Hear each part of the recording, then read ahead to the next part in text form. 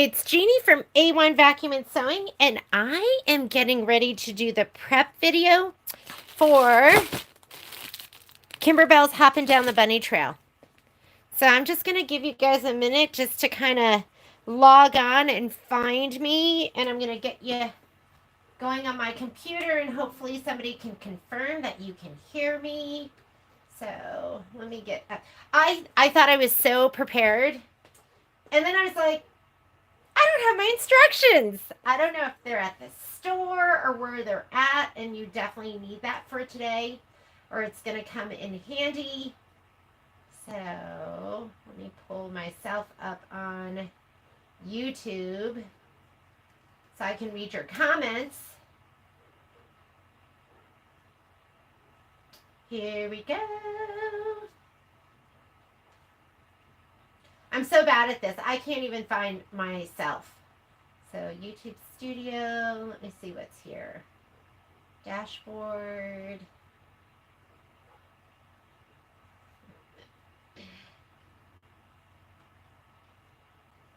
Live.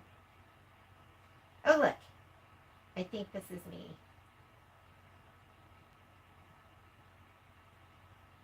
I think this is me. Okay. I got it. Oh, good. There you are. I'm hopping down the bunny trail. Okay, top chat, live chat. There we go. I think I've got it. Can I show you something I just got? And I'm so excited about it. And, you know, I like always promote things that I love. So I just got this table here. And I know it looks like pretty plain and simple, but I love it. It's like, I love this size because we had, whoops, there goes my creative good rulers. The size is really great because it's like bigger than like a TV tray. I would want to say it's like double that.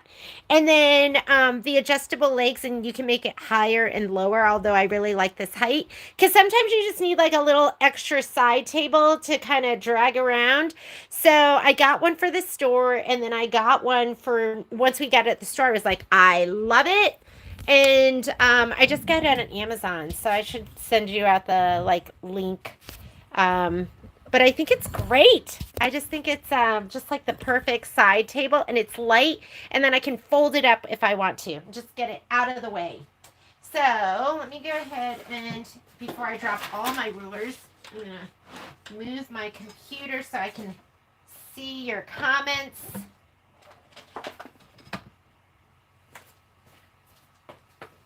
What is this? Why is this dragging? There we go. Let's see if that works. All right. So what we're doing today, Joanne, isn't that, what? You got yours at Costco for $15? Mine was like $40 on Amazon. And I had to like search because they came up 60, and then I kept looking, and then I found one for 50, and then I found this for 40. I was like, what a steal. But now I feel like, wow, I overpaid if you got yours for 15 at Costco. Was that recently? I just love it. It's like the perfect little side table, and I would still pay $40 for it. I feel like it was so worth it. Okay, what we're going to do today, and if you're new to my prep videos, then I'm very systematic. I do the same thing every time. So this is our store cut kit. So we cut these in the store because they've sold out where we buy them. We buy them from E.E. Shanks, which makes Maywood fabric, which is Kimberbell fabric. So we're going to go through. What I'm going to do is I'm going to prep today. I start by prepping all my fabric, and let me heat up my iron right now. I'm still trying to figure out, like, I love my iron. This is my Eliso iron, and I love it. But I really, really love the Tulip Pink one. So I keep trying to figure out how I can accidentally knock that off my table so I can get the Tulip Pink one. And there's a Cape Facet one, which is really beautiful too, but I still love the Tulip Pink one. There's an embellishment kit.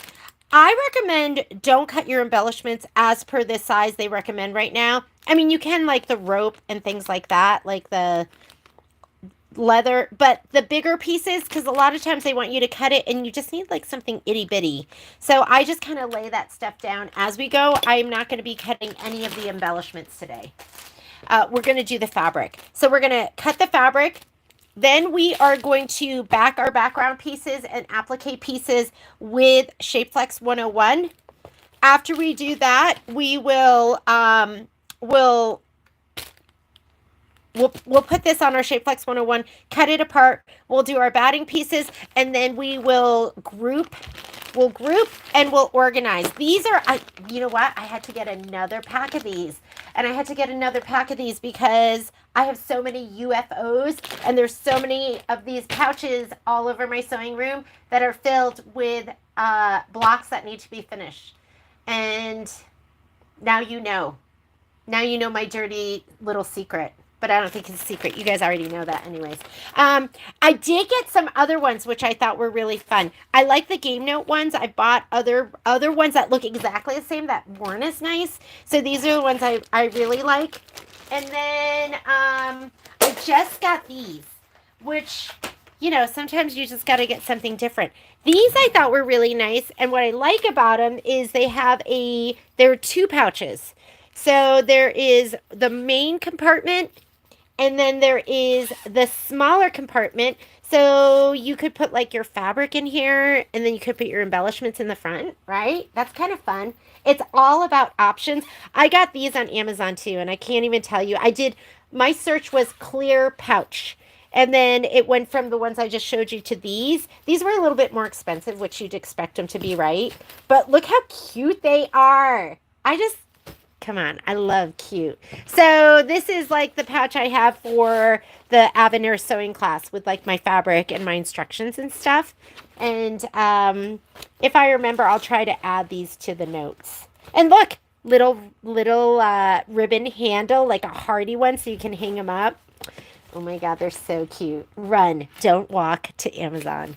I can't help it. I love to shop local, right? But sometimes you just got to get something from Amazon. So I'm going to get all of this out of the way. I have some rotating mats, some cutting mats that I'll be using, rotary cutters. I have painter's tape that I'll use with my Sharpie for when I go through and I group and I label everything. But I'm just going to take this and put it to the side. Oh my goodness, I'm going to put it on my handy dandy new side table, which is so convenient. Yeah, this one's like little. I love it. All right, we're going to start off by stabilizing.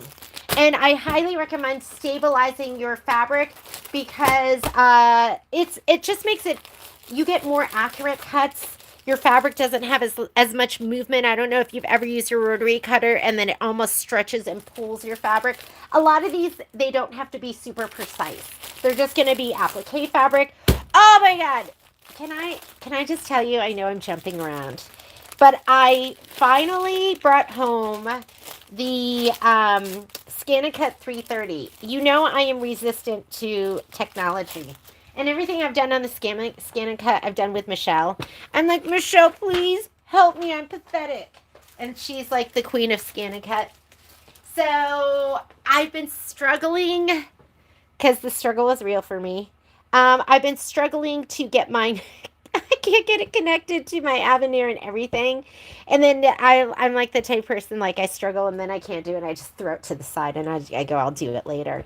Oh, if you are getting the kit from us, this is your substitute. There is a substitute. It's not going to be the bumblebees. It's going to be this Lori Holt Little Chicks with Flowers, which is as cute, if not cuter. So, but don't feel bad if you have the bumblebees, because that one is super cute too. Lots of fat 16ths. And I just saw that comment. Betty is asking, why is the brown fabric, which is diamonds, showing on the paper insert 8257T, but in my stuff I got is not that fabric that shows on the paper insert. Let me look at my paper insert. 8257T should be this one. This should be 8257T. So do you not have this? Betty, do you not have this fabric? This is what you should have. Yeah, Wanda, have you been using it? Because I'm going to use mine. I'm hooking it up. I'm going to get, we're going back to the scan and cut again. These fabrics right here, which are going to be for this border strip, and then the 8210E, which is this one right here. I think that's going to be probably backing. Let's look at our instructions that I printed out. So you have none of this in there? Was this like did you get it in the box? Was it the box kit? Because I'll just pop a piece of this in the mail to you. I mean, that's really a Kimberbell thing, not us. Wanda, I am chicken poo-poo, and I have not used my scan and cut. But I am determined to use it because Miss Kim Ferraro said she's not even using the SVGs, and she's just creating the cut file on the machine. And, like, I can't stop thinking about it, so I'm going to be doing that.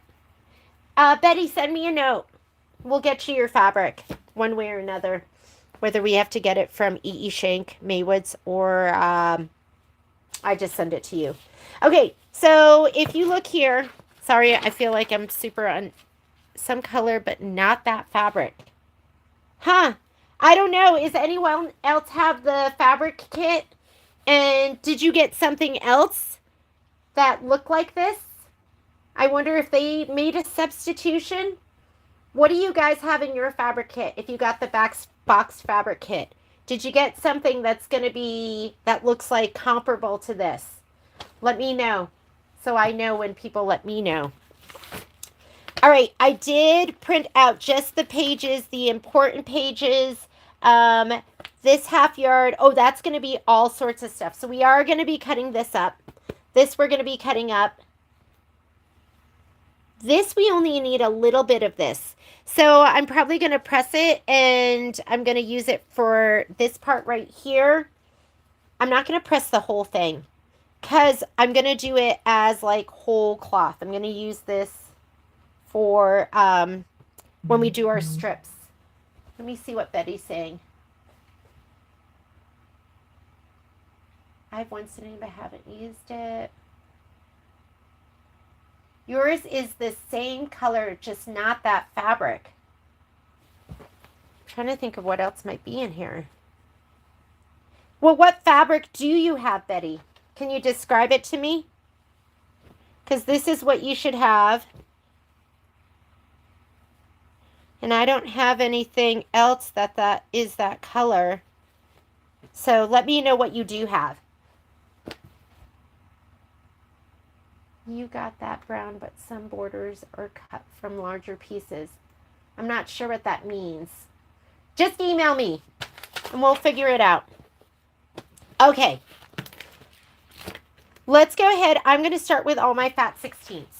So I'm going to spread them out. I like to press my fat 16ths from the backside in case there's ever something icky on my iron.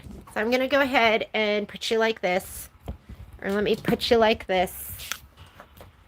And then you guys can watch. You can take a nap if I make you tired.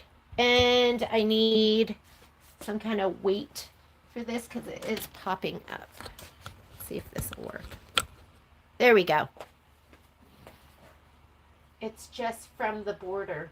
I don't know what that means, that it's from the border. What does that mean, it's from the border? Because Debbie's saying that and so is Shelly. Explain to me. Okay, I'm just going to spray the backside. And I like spread it out like this just so I can spray a lot at once. Yeah, you could snap a picture. I mean, the bad thing about YouTube is, like, I can't, like Zoom, you could hold it up and I could see what you're talking about. All right, I'm going to best press.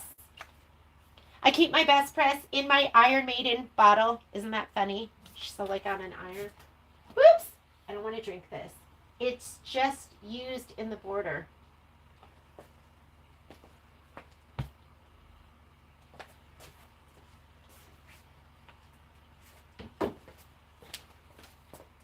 still not sure. Yes, it is just used in the border, like right here. I think. Is that what we're talking about? That it's used in the border? It's just used, not any blocks. How does Best Press help? Thank you, Naomi. Best Press helps because it stabilizes your fabric. So it makes it gives it some body, it beefs it up, makes it a little bit stiffer, makes it more accurate for cutting, more accurate for sewing. Because if you've ever had like stretch when you're cutting or stretch when you're sewing, that's what Best Press does. It stabilizes it. I love Best Press. I usually buy the lavender scent because I like it, but they do an unscented too. I wouldn't use it in the spray bottle that comes with the machine. I mean, with the machine. I wouldn't, because it kind of like, it spits. It's like, and it kind of plops. So I would get a separate spray bottle. These were my favorite. And what I love about the Mrs. Bobbins is it gives such an even spray, and you can hold it down and it keeps spraying. They are not making them anymore. Like, I hate it when they have, like, it's like Trader Joe's. You love something there and then they get rid of it. I just got this, and this has just water in it. I'm going to be using this today, and I'll let you know how it works, because not all spray bottles are created equally. So I'm too impatient to press. I'm an ironer. I iron. You just have to be mindful of that if your fabric is directional. But when you iron, you push the fabric and you can stretch and pull it. And I also find that when I press, my fabric shrinks, and it really shrinks in one direction. But usually with Kimberbell, you have plenty of fabric. I just do these one at a time. I'll be more mindful when I do like the diamonds over there. Quarter pieces. Oh yeah, does that help because they're listed separately? Border pieces, you're going to have to be like precise. You want to make, and that's why like doing this, like prepping it with Shape Flex really, really helps. Not Shape Flex, I'm sorry. Prepping it with Best Press. It'll help you with the accuracy of your cuts because your fabric, there's not as much like movement there. Hopefully that makes sense. Magic Premium Quilting and Crafting Spray. So Jermaine likes the Magic Premium. You know what spray I also have is the Acorn Spray, which is really, really nice. I find that with the Acorn Spray, there's not as much, because you can get a little bit of flaking, which doesn't bother me. It might bother some people, but I just, I just do this. And then it's fine, right? But some people might not. I find with the Acorn, I don't get as much, there's no flaking or like residue.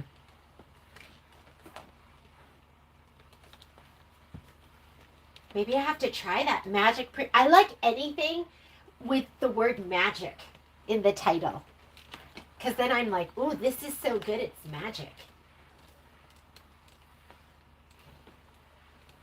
You're going to press it until it's dry.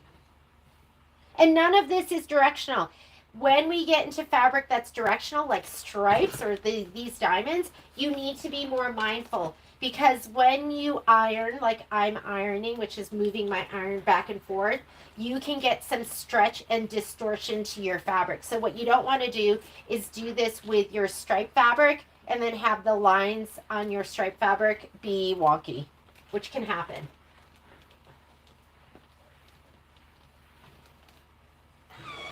Okay, so this, I'll be more careful with this. I mean, these are bigger diamonds, but I might just go, usually when I do something like this, I'll go slower and I'll go one direction at a time.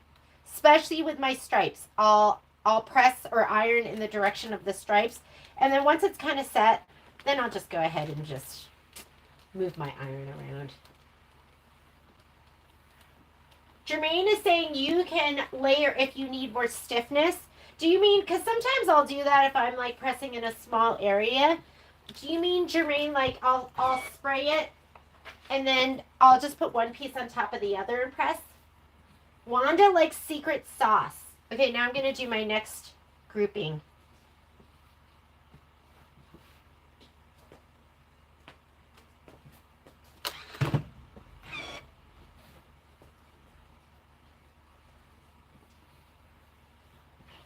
I love doing these, like, things like this with you guys, and this is where I've learned, because people will give me recommendations like Jermaine, where I'm like, oh, is that how you do that? Oops, not that one. Okay, secret sauce. If you don't know what secret sauce is, well, and it might be different things to different people. Secret sauce in our store is half Best Press and half Terrio Magic. If you want to really beef it up, I would do secret sauce. I find for this kind of stuff, I'm really good with just Best Press. But there's going to be times you're going to really want to beef it up and you want to do the mixture. How beefy do you want it?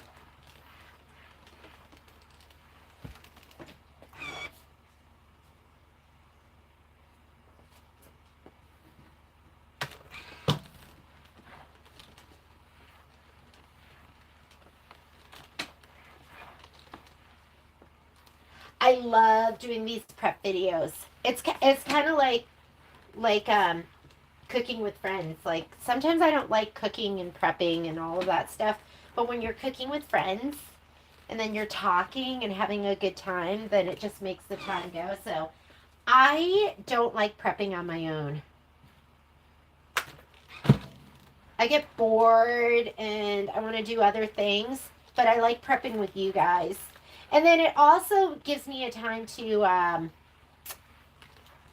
when I prep with you guys, I set that time aside and I actually do it. The dime steady stitch bobbins. Yeah, Susan, I thought those were great. There were two types of dime bobbins. There was the there were ones that were a little slicker. I think I could show you the difference. And then there were ones that were matte, and my machine actually loved both of them. And I think that's because that's how good the Luminaire and the Avenir are.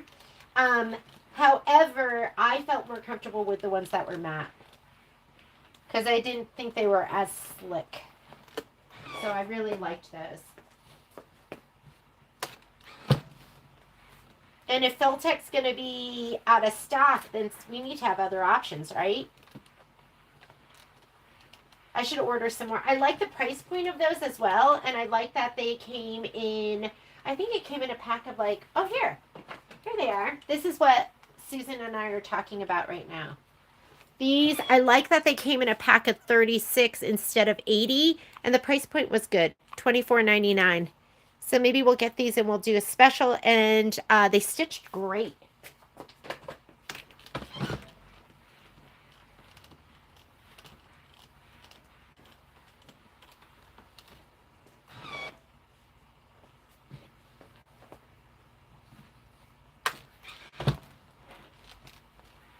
And then you guys will be ready to go. And if you can't help yourself and you can't wait for me, then just start stitching.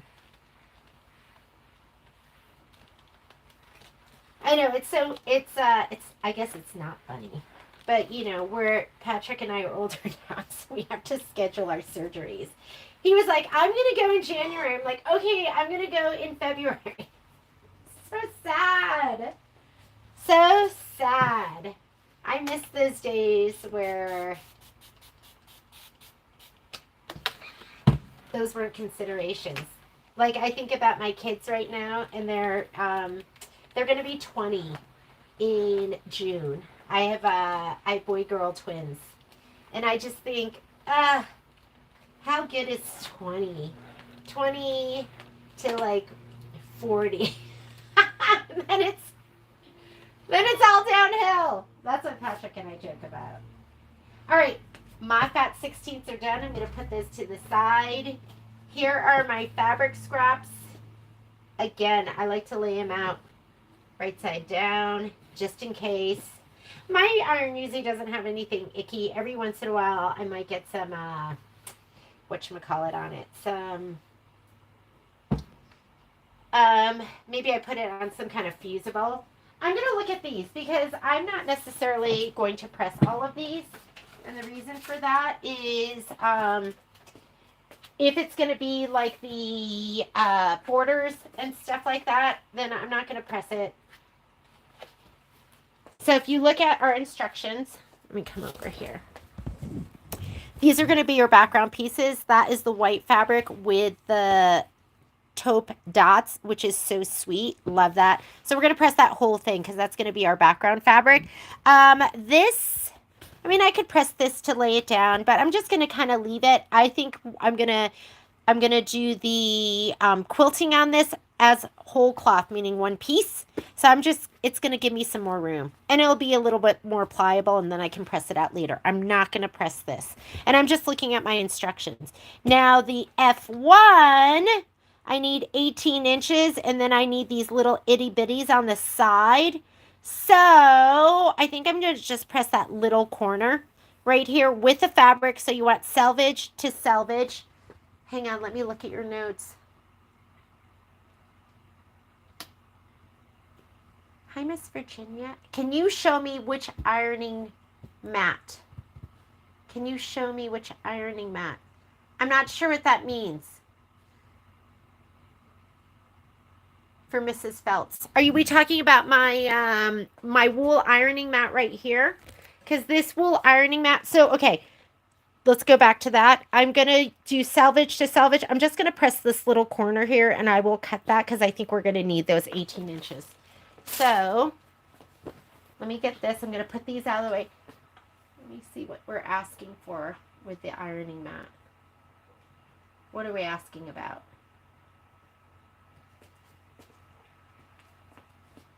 It is not coming up in my chat. So if you, whoever is A1 Vacuum and Sewing, can, only the last comment is coming up. As soon as it moves up, I will try to answer that question. If we're talking about this mat right here, this is a Gypsy Quilter ironing wool mat. And I want to say it is, you wanted me to pull her order and add the ironing mat. Oh, is that Patrick? It's not an ironing mat, Patrick. Are we talking about for Miss Darcy? It is where's mine? I think I showed it to you this morning. It looks like an iron. It's a silicone little ironing thing, and it's up front. It's like on the impulse shelf in front of the register. Okay, let's go ahead and press this. Remember, I'm not going to do this one. I'm just going to put that to the side. It's a silicone. It is in the shape of an iron. And I showed you mine this morning. Mine is the turquoise colored one.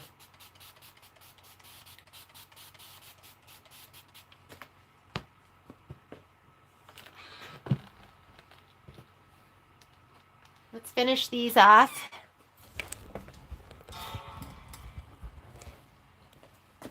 So I love this though. This long ironing mat, wool mat. I got this, this is Gypsy Quilter, and I think it's 60 inches. I think it is.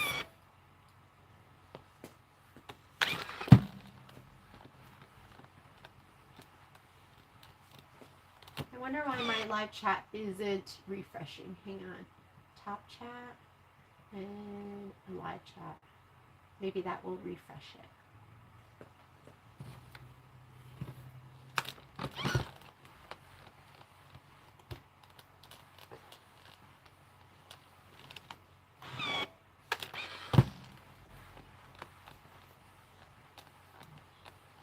Oh my goodness. I used to love watching Peter Cottontail. That like claymation one that they did. You know how back in the day we didn't have a choice of shows, and then they would show that one every Easter. And they had Iron Tail. Do you remember him?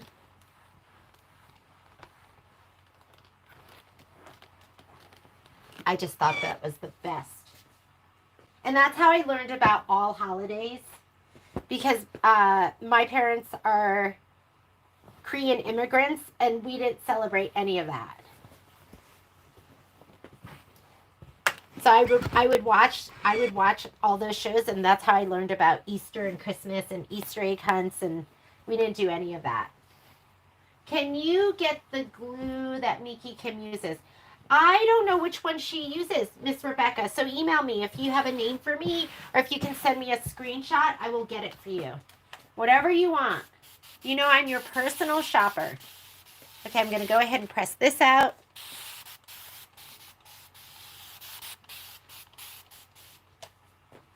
I don't see the bobbins.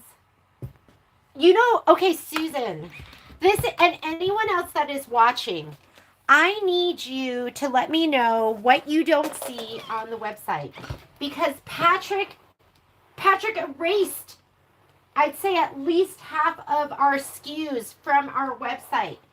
And it's so overwhelming, like when and I can't yell at him because it made him super sad because he didn't mean to do it. But when I think about it, I get so overwhelmed. So I don't know what's not there anymore. Like some of this stuff is there. Some of this stuff is there without pictures. Some of this stuff, he tried to do a merge and it just did all sorts of crazy stuff to our website.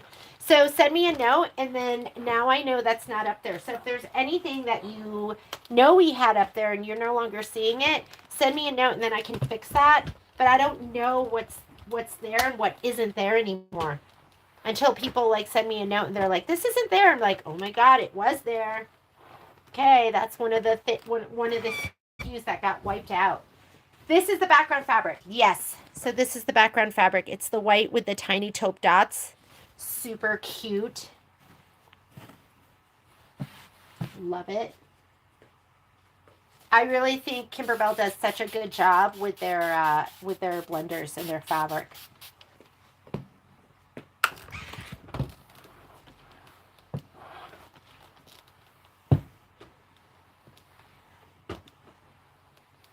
Press it. Press it. Do you have a cheat sheet for the threads for Glide? Oh yeah, but you don't need it if you have the design. Okay. I think this is the first design. I'm really good at jumping around and not finishing. It's like you throw, I'm like a squirrel. So here they actually put in the actual dime colors that they're going to be using. We do have, we are selling the brown box special at the store, which is not in the plastic container. It's just the threads, and we do the brown box specials at $4.99 per spool, less 10% off. So these are the actual colors. Those are the dime colors. So you don't even need a cheat sheet this time.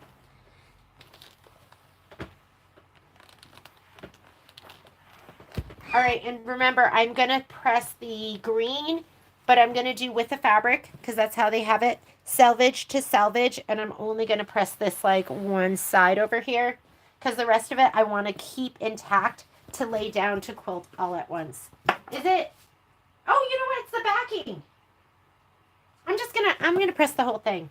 It's the backing. So we're not even going to, we're not going to be quilting that. Let's just go ahead and press it, and then we don't have to worry. That was Patrick Mulligan on there. The love of my life. My Valentine forever.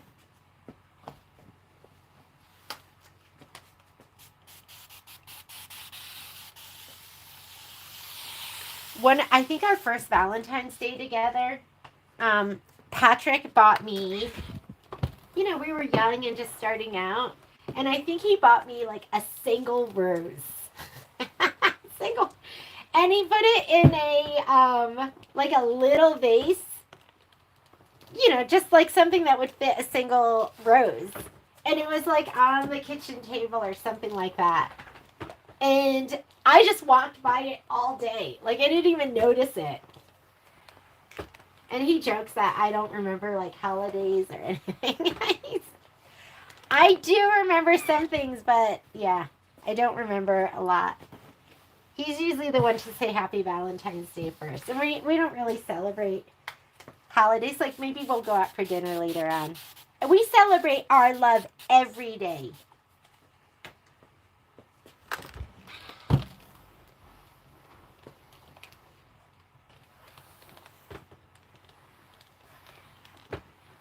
Hopefully you guys have a Valentine in your life that you think, wow, I got the best one out there. Because that's how I feel about my Patrick Mulligan. I don't know if he feels the same, but hopefully. Because you're always working, who has time? Yes. You know what? The other thing, Virginia, is I am not very observant. Like, he notices everything. I feel like I'm up to sometimes. You know what it is? I need to calm my mind.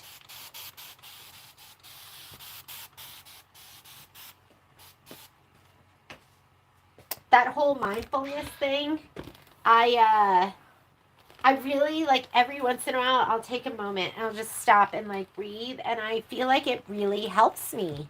And then I go, oh, I need to do that more often. But then I'm racing around so much. So, and Patrick's so protective of me. I really feel like I need to be protective of him. Because he runs himself ragged trying to help me. Uh-oh. I've got Poppy in here. Just so you know. Here they are. Wild animals. I'm sorry. Hang on just a second. Do you guys want to go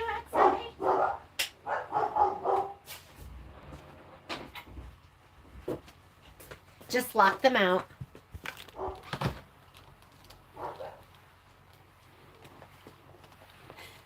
Anna, you wouldn't think I'm amazing at like 6 in the morning when I can't get out of bed. And he's running around taking care of everything, making my coffee and bringing me, and then making my breakfast. He's such a good egg. Oh, Angie, did your dogs hear that? Angie, I think I have a package. I'm going to have your package ready. I'm going to get it. I'll get it ready this afternoon. Okay, let's cut. We are pressed and ready to go. My favorite thing to use, if it fits on the mat, and a lot of these pieces will, is going to be my rotating mat. This is my Martelli rotating mat. And it was like the first product that I got from Martelli that I absolutely love. And what I love about it is sometimes when you use the square ones, because I have the Olfa, is it Olfa, the green ones? I have those in the 12-inch and the 17-inch. Sometimes you'll get a dead spot when you're spinning it where it won't like spin and you kind of have to really assist it. This is going to like spin so easily and you want something like that. I also have my Kimberbell one. And sometimes the size is going to be a little nicer. You can always take your large Olfa and stick it on top of this if you need a little more distance. But the Kimberbell one is pretty nice too, but I'm partial to this one. And I'm also going to put my regular cutting mat underneath here. I have like, so we're in the process of putting together my Martelli table. Next time I'll have that set up. So I can be cutting on my Martelli and with my rotating mats. I still would use my rotating mats a lot. Be careful. I'm going to put this to the side. Let me turn it off for now. My iron. And I'm going to be cutting like this. You want an array of rulers. And let me turn this so I have the numbers facing me the right direction. An array of rulers. Let's talk about rulers. Treat yourself. Just get a ruler every once in a while because they make a huge difference. I am a creative grids person. And, but whatever you like. Like, I like the markings on the creative grids. And I also like that it has some grip on it. So that, sorry, I'm trying to get my angle just right.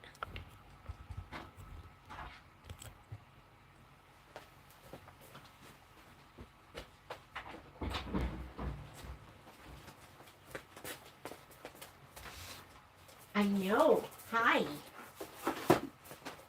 I'm grading my rulers right now. Stripology. You gotta have stripology.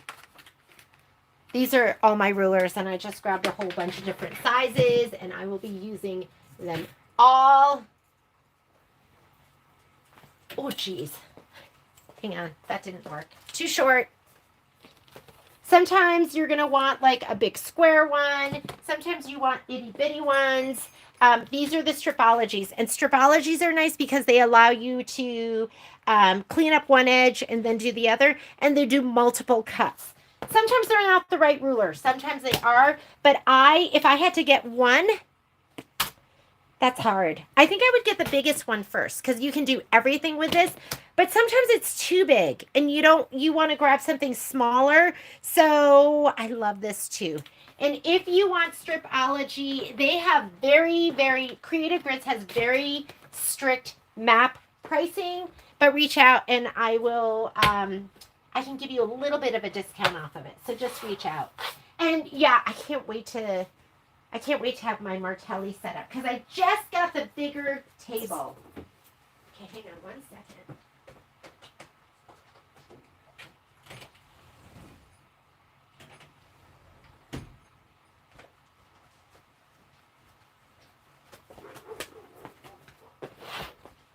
All right, I'm going to grab, and I'm just grabbing them randomly. I'm not grabbing them in any order, but I'm going to grab these pieces first. You do, I think as far as this goes, you're going to want to make sure that these are cut super accurately, the ones that are going to be used in the borders, and everything else is going to be applique and background. And background, you get about 1 inch all the way around. So let's grab this too. My little bookie book. On my book, I'm going to be referring to, and I had to print this morning again because I forgot mine at the store. I was like, I'm ready. And then I thought, I am not ready. So we're going to cut out these pieces first. And if you look at any of the ones that say 4 3/4 by 4 inches, those are going to be, I'm pretty sure, the border pieces. 4 3/4. You do have a 4-inch, so that's going to be, oh, you know what? That's a border piece too. I think that'll probably be on the end. So those are going to be border pieces. Be precise with those so they're nice looking for your piecing. And let's get started.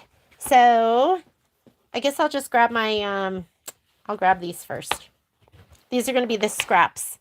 And this one is, we have 2.5 by 2.5. And that might be a good one for my small stripology because we can clean up one side. Oh, and we do, when we cut the kits, when you get the kits in their box, I think they give you 5 inches by 5 inches. We always cut ours in the store 5 1/4 by 5 1/4 because that extra 1/4 inch is going to make a difference sometimes. And let me get one of my rotary cutters. And then this one is going to be 2.5 by 2.5. And this isn't good. I think this will probably be an applique piece. It's a little bit on the small side, I wouldn't worry about it. Just do the best you can. And now we can clean up both our edges. So I can clean up this edge and I can clean up my 5, and it is 2.5. So now I can go 2.5. My edges are cleaned up. I can rotate. I'm going to get rid of this and this. And whatever's left over, I'm just going to line it up with my black line up here. I'll clean up one edge. This edge right here, and we are doing 2.5 by 3.5. Clean that edge up, and then I'm going to go to 3.5.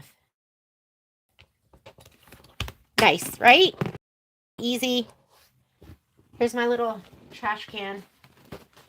And here are my 2 pieces. And I like to save these pieces because I will not use that green fabric. I'm not going to use that. I will use, which makes me think maybe I'll cut those green pieces later. I'll piece my back. Whatever fabric I have left over, I piece it all together, and that'll be my backing. And I'll show you how I do that too. But there you go. So those are ready. So my little stripology, like, you don't want to be holding that big, huge stripology when you're just doing little cuts. So I'm going to just use my little stripology right now. This one, it looks like I need, what do we need for this one? This looks like, don't look at my scary fingernail, 2 by 2 and 1.5 by 1.5. So I'll cut a 2-inch strip and then we'll cut it down. Let's make sure we have to have at least 5 inches one direction, which I have plenty this way. So I'm just going to cut 2-inch. This is why stripology is so nice. You don't have to like turn everything. You can cut my 2-inch to clean it off. And that was 2 inches, right? Yep. Go to your 2-inch. This I'll just save for later. We don't need it. Throw away that edge we don't need. And now we're going to cut this down. Line it up with one of the lines on your ruler. I'll clean up this edge. And then I have 1.5 inches. So here's 1.5 inches. Make sure you seat it in there right. 1.5 inches, 3 inches. Gonna have to do some simple math, and 5. And all my pieces are cut. I usually don't use my little one as much, but you know, you want all 3 at some point. Here we go. This one's going to be a 2.5-inch strip. So 2.5-inch strips. So let's cut that first. Make sure you have your full 5 inches. I've got it. What if you don't have it? Do the best you can. I think these are going to be applique pieces, so I wouldn't worry about it too much if you're a little short. So we need 2.5. 2.5, which is 5. I'm not going to move those pieces. I'm just going to flick these out of the way. Rotate, rotate, less movement. And I'll do my 5 here, my 5 here. Whoops. Hopefully that didn't budge. I'm lining up that edge with this, my 5-inch, and it doesn't matter which line you line it up with, but line it up.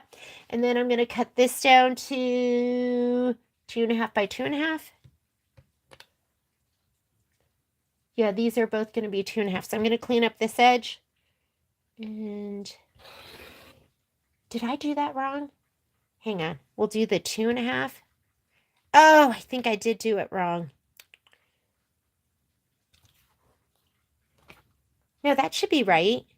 Yes. Okay, that's the 2.5.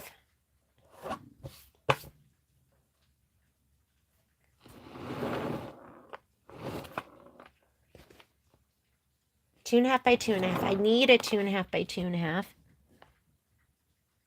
I don't know if I'm going to have 3.5 left. 2.5 by 2.5. Because I should...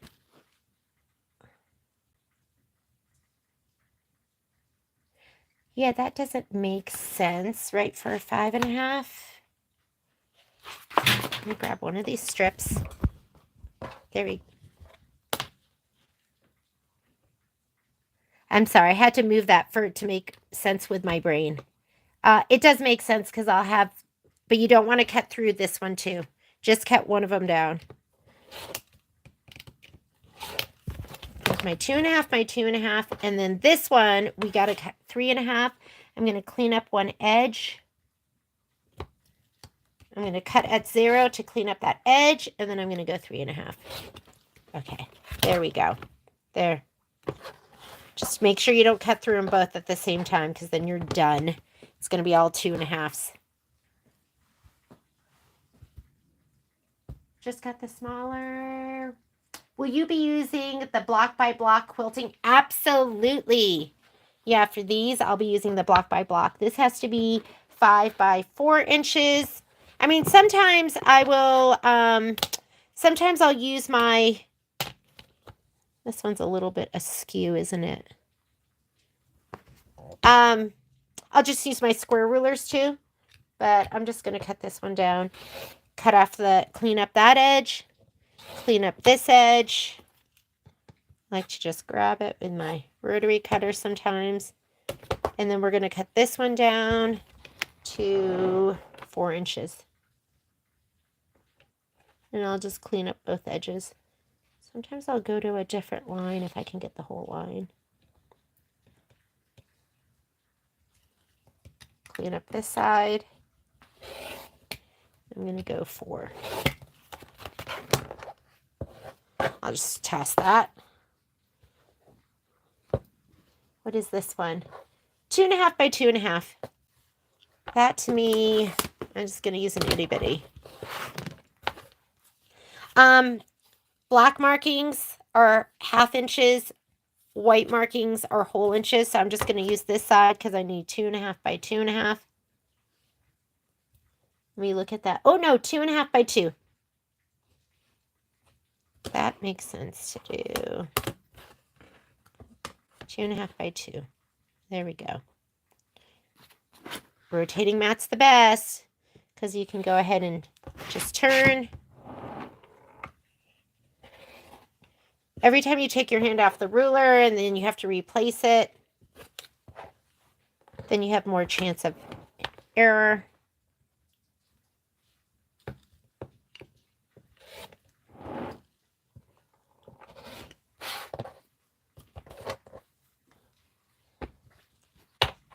That's my last square. This one is also 2 by 2.5.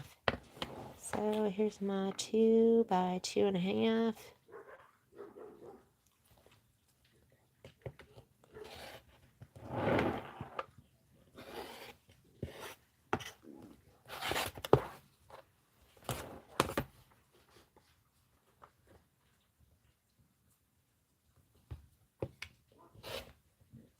So the Lori Holt, Riley Blake hometown really wastes so much fabric. The cut like 10. Yes. Yeah, and you know, hopefully they'll figure it out, right? Hopefully, I mean, Kimberbell's pretty perfect. That's something I love about Kimberbell embroidery projects. They're pretty perfect. There's a little bit of waste, but sometimes it's nice to have that. I don't know if you've ever, you know, you were able to save yourself because they cut their pieces big, but they don't cut them too big. It's not like obnoxiously big. So this is going to be 5.5 by 4. I'm going to grab one of my square rulers. Let me see if I can find them. I had pulled them out. Must be in this stack.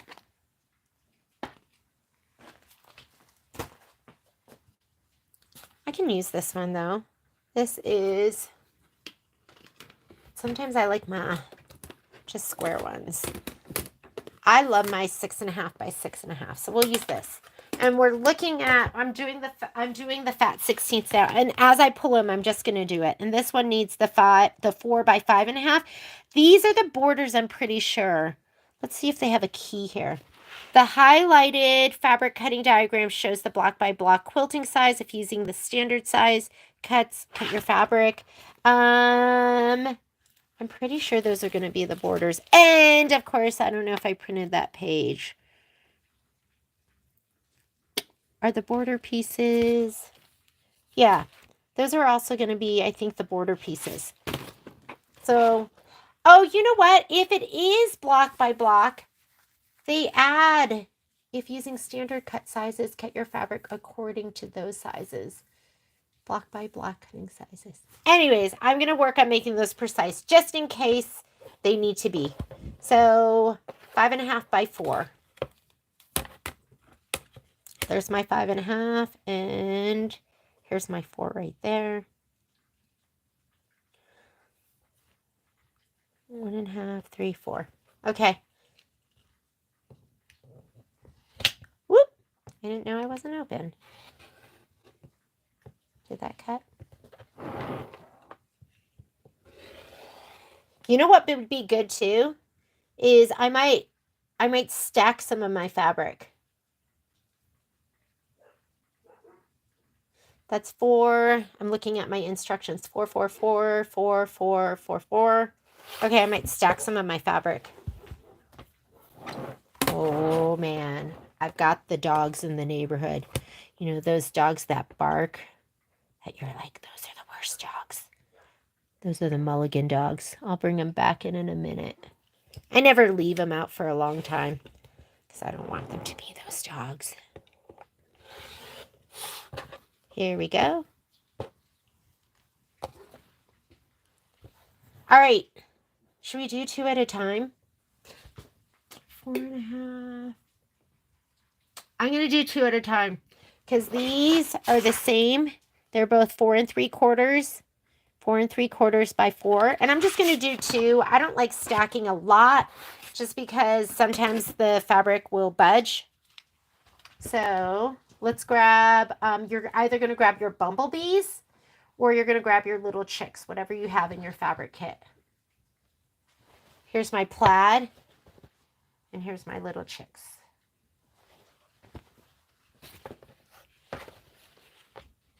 Or bumblebees. You might have bumblebees. You might have little chicks. Okay. You don't have 1/4 inch marks on your stripology, but you do have, where's my little one? Here it is.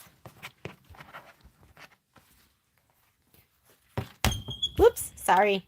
Not tall enough. Use this one. Let's clean up that edge first. I'm not even lining anything up here. I'm just going to clean up the left edge, and then I'm going to cut this down to 4 inches.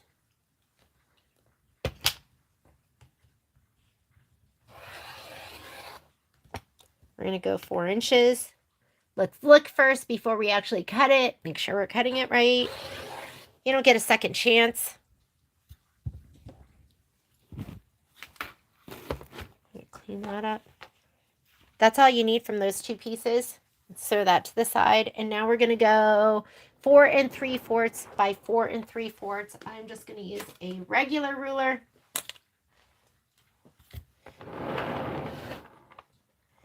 I'm going to clean up this edge.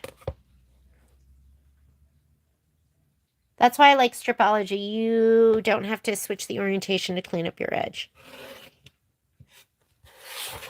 And now we're going to go. I find, I always say large cuts measure to your mat, small cuts measure to your ruler.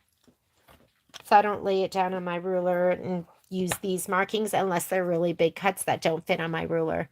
So 4 3/4. Is that my 4 3/4? Yep. These are going to be your piece block. Make sure they're perfect. 4 3/4. I think. I could be wrong. 4 3/4. That extra piece I'm going to just throw in the trash on that edge. Make sure, let me look at my instructions one more time. I'm always scared I'm miscutting. I don't know about you guys. That's when it's time. It's usually late at night, and that's when it's time to go to bed. And what I just did here was I did the plaid, and you're going to either have the chicks or the bumblebees, and those are done. Okay? So I'm going to stack if I can. What else can I stack?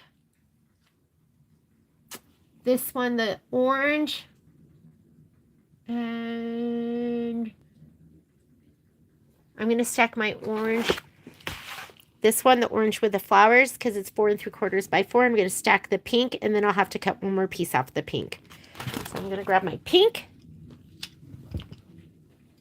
How are we doing? Everyone okay? My dogs are like that too. They are really, oh my God, they are so sweet and cuddly, but they like to bark. Momo especially loves to hear this sound, and they're being nice and quiet now. All right, if you have selvage, pay attention to that. You don't want your selvage in your cuts. I'm going to use this to clean it up because I can cut both sides at once. Clean up this side. And then I think I'm cutting to 4 inches. Yes, I am.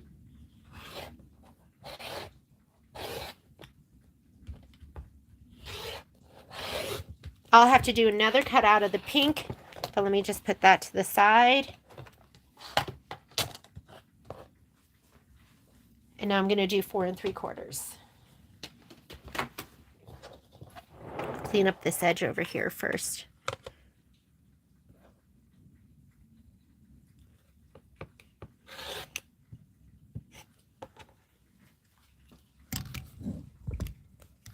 Whoop, hang on. Let me tighten that up. And there are many ways to cut. Just cut however you're comfortable cutting. You don't have to do it like I'm cutting. This is what makes sense to my brain. And maybe if you don't have something that makes sense to your brain, then you can do it like this. You're like, oh, that makes sense. But I want you to do, we're cutting 4 3/4. Let me look at my instructions again. Yep, 4 3/4 for this.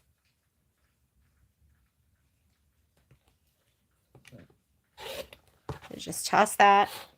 These are done. And I'm going to go back to my pink because I still need one 2.5 by 2.5 inch piece. So I'll grab this and you can go 2.5 by 2.5. Are my edges pretty straight? They are. I won't clean up this one. I'm just going to go 2.5, 2.5. How come that doesn't look right to me? Is my mind playing tricks on me? Rotating mat makes all the difference in the world. And let's do, this one is 5 3/4, and that is a 5 3/4, right? Yes, so I'm going to grab my brown sparkle and my sky blue.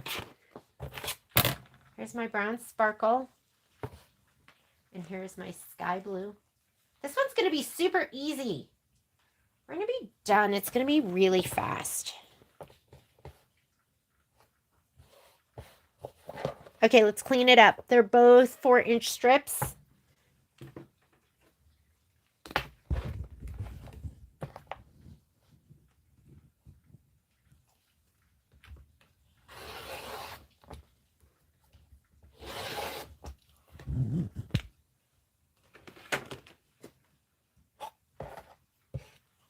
I'm going to need a little bit of that blue. We have one more cut with that. And we are doing 4 3/4. So both of these have a 4 3/4. I'm going to clean up this side. Just lining up with the line in my ruler.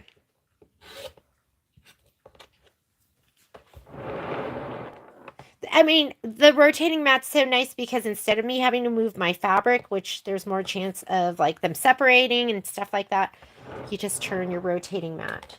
So I'm going to go 4 3/4. And then I also need 5 3/4. Yes. So here's my 4 3/4 done. Here is my 5 3/4. Ooh, I barely have enough. Uh-oh. Okay, so I have enough of the brown. I should have been more mindful. I don't have enough of the blue. Let me see. Let's evaluate. It is lined up with that edge, but then I have a little, do you see that? Guess what? I'm just going to try and make it work. What is that piece? I'm pretty sure that is my... All right, Jeannie, don't be stingy. You have more fabric. Let's just cut another. Because I don't want that to confuse you. And, but that's what I would be doing if it was just me. 4 inches and then 5 3/4. So I'm going to line that up. And then I have enough of that.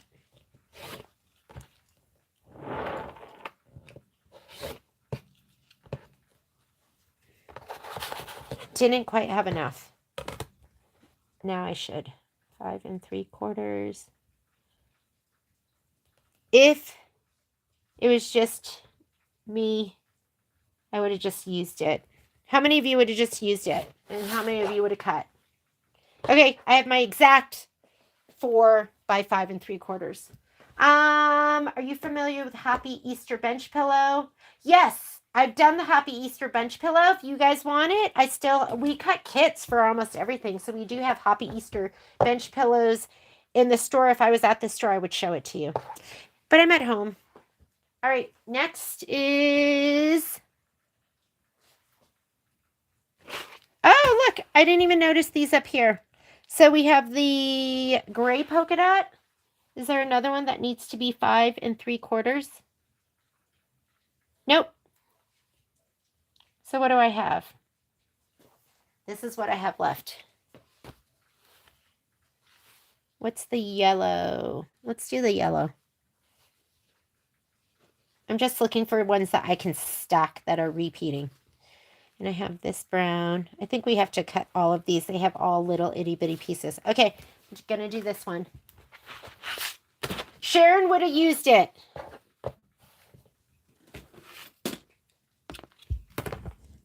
I would have used it. I would have been like, oop, it's just a little itty bitty mistake. So the gray, let's cut a 4-inch, and then let's cut a 2.5 inch. So I'm going to go 4, and then you also need 2.5, and I'm going to have to cut one of those 2.5 inches down to 2, but I'm just going to cut the whole strip 4. So now we're going to 6.5. Okay, now we can cut those strips down. That is for later. I'll separate those. And these are, I have to use this because they're 1/4 inch, and my stripology doesn't have that. I think there's ways to do it, but I just don't know. So I'm going to do 5 3/4 first. Always do your bigger cuts first. I mean, it wouldn't make a difference here. I wouldn't have enough, but, and then the other one is 4 3/4. This doesn't look like that's going to be big enough. Yeah, it's not. So I do need, I'm just looking here. I do need a 4x4 or a 4-inch by the 2.5 inch. So I'm going to cut this down to 2.5 inches. I'm just going to use it up. This is 4 and I need 2.5. And then I'll do the other cuts. And fortunately or unfortunately, I don't have enough. You guys have to be really careful with that piece. So if you're doing your gray, I do not have enough. So, can I fudge it? 4 3/4. I am short 1/8 of an inch. I'm going to put a piece of sticky tape on here because I had selvage in it. And quite honestly, we just have selvage in some of them. Somebody's going to get selvage in their kit. But I want you to be careful with this one. I'm going to be putting a piece of tape on this that I'm 1/8 of an inch too short, just to remind myself I don't have any more, so I'm just going to make it work. But maybe it would have been better to cut this piece and then cut the 4 3/4 by 4. However, it would have made sense. But sometimes you might not have enough. I'm 1/8 of an inch too short. I'm just going to put, this is going to be 4 inches. Need a Sharpie. But it'll still work. When I go to piece this, instead of piecing it at 1/4 inch, I'm going to piece it at like 1/8 of an inch. So this is 4 inches by 4, and maybe if I hadn't cleaned it up as much as I had, it's going to be 4 and that's 4 5/8.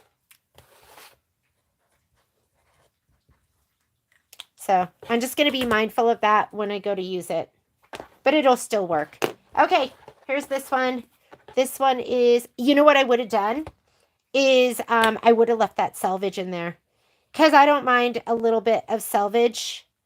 That would have just given me that extra 1/8 inch to fit in there. Okay, I'm going to leave this one on. We'll see what we have, but I can tell by my picture I'm going to have plenty. Are these all? These are all either whole numbers or 1/2 inches. So I'm going to use my stripology for this. And I know I'm going to have extra. And I know I'm going to just use the big one. And that way I don't have to pick my ruler up. I'm just going to move it along.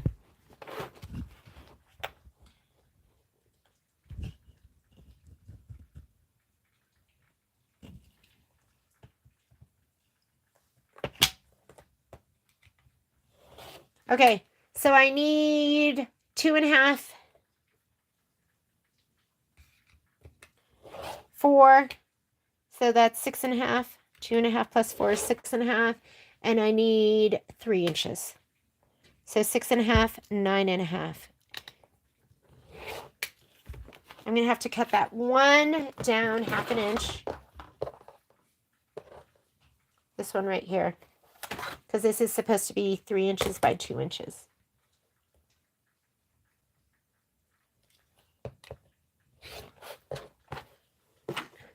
Okay, leave that selvage on. You might need it, and it'll just get sewn in. That 1/8 inch will just get sewn in, so you don't have to worry about it. All right, next piece. I'm doing yellow polka dot.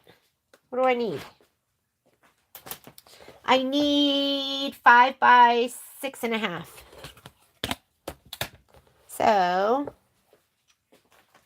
big stripology. Let's clean up one side. I like this isn't straight. Whoop. Let's go to the 0. I was starting at the 1/2 inch. And 5 by 5, so we're going to go 6.5 inches. I think my fabric moved the tiniest bit there, but it's okay. And then this one, I'm going to cut these down to 5 by 5.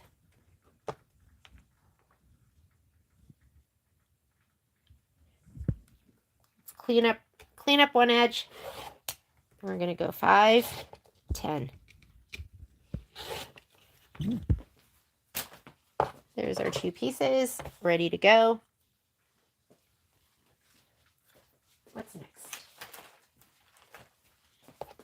Okay, this is F5.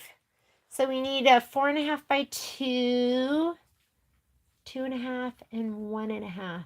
Or I'm going to use this ruler to cut them all. So 4.5, my edge is not straight. I'm going to go to the 4 by 2.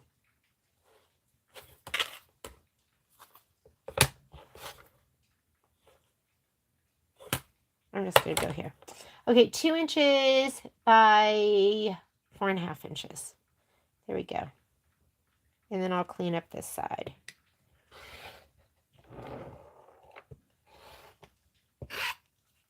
Oh, must be a thread. Something's holding it. Got it.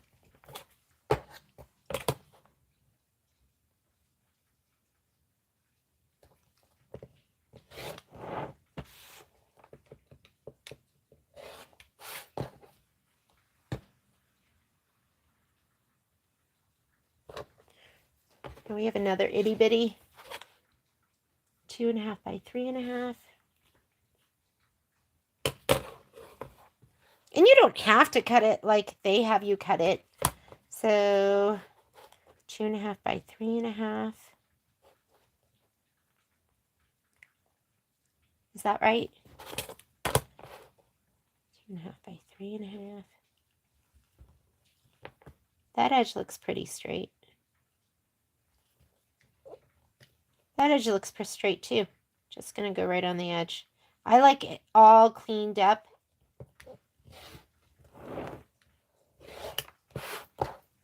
And then I need one more that is 2.5 by 1.5. 2.5 by 1.5.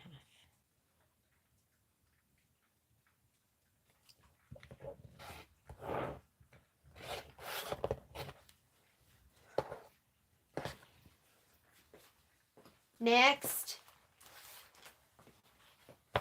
I don't know about that, Karen. Did you just see my mistake? Yeah.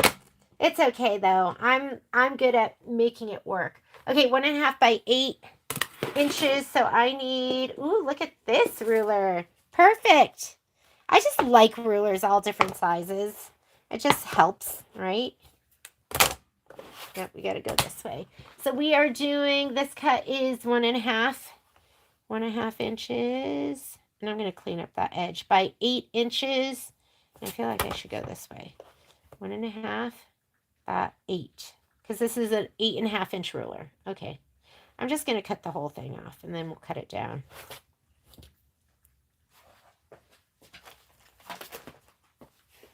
Back to stripology because I love it. But this one's not long enough.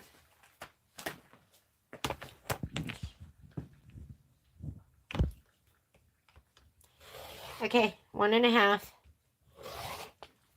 And then the other cuts, I'll use my other ruler, but this, get rid of that, get rid of that. And now we want 8 inches.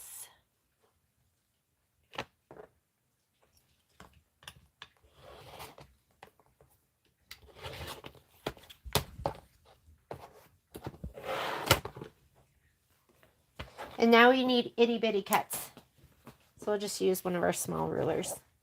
We need a 3x2. 3x2.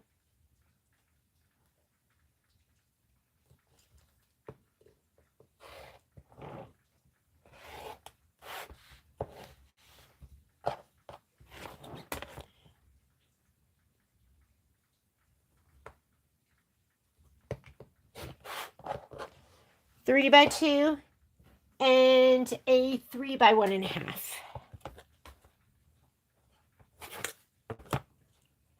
1.5. 3 by 1.5.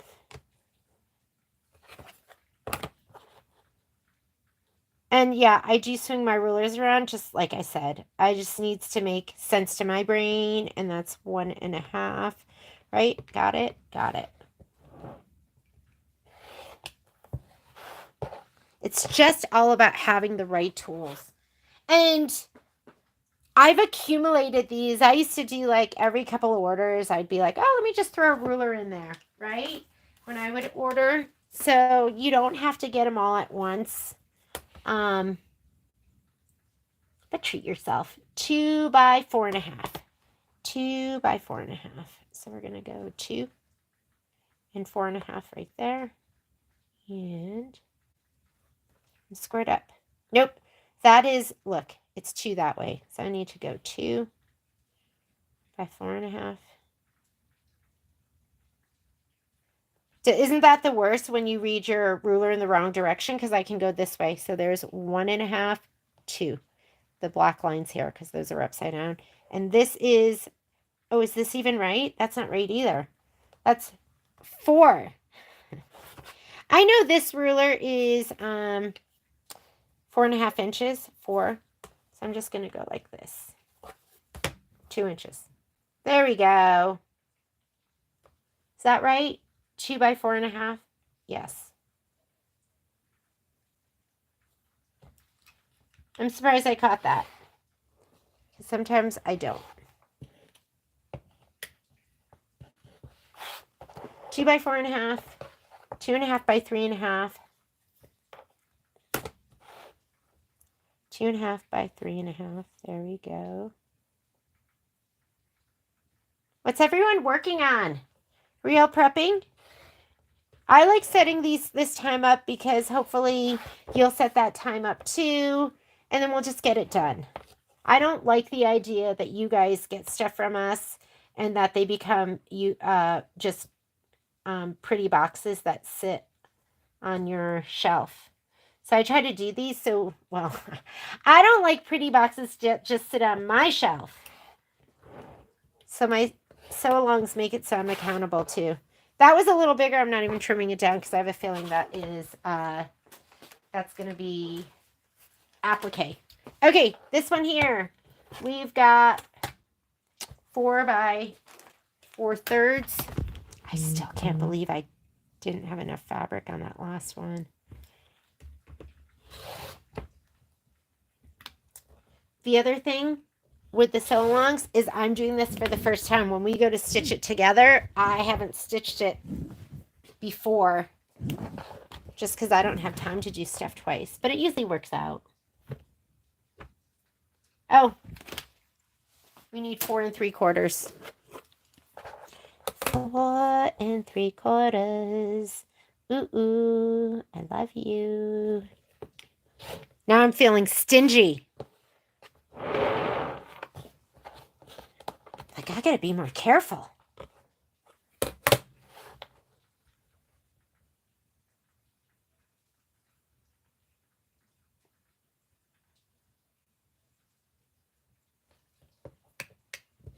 Beautiful day here today. Yesterday was so stormy. Whoop! That one's stuck.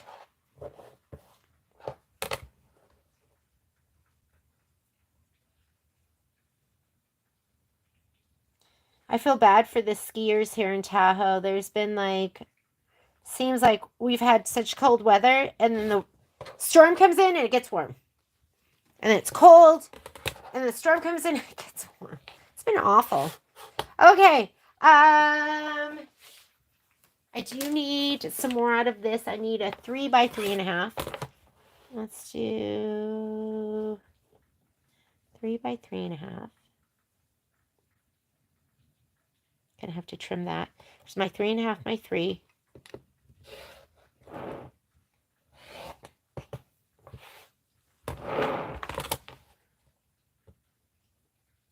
Okay, if it was just me, I'd be like leaving that little edge, but I want to do it nice. I want to make it nice for you guys. Okay, 4.5 by 2. Is it 4.5 by 2? Yeah.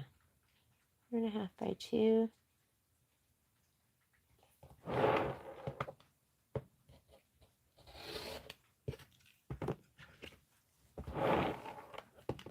Get rid of that. However it fits.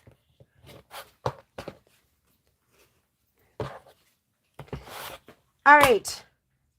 Is that all my little itty bitties? I think it is. I'm going to move this out of the way because I think the next thing's going to be big cuts.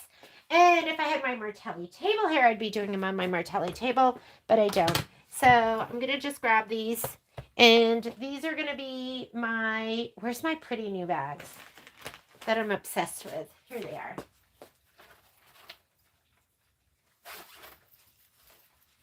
Doesn't it just make you feel gorgeous to be using gorgeous accessories? I'm like, oh, look how pretty those look. We're going to come back to these two because these are, actually, you know what I'm going to do?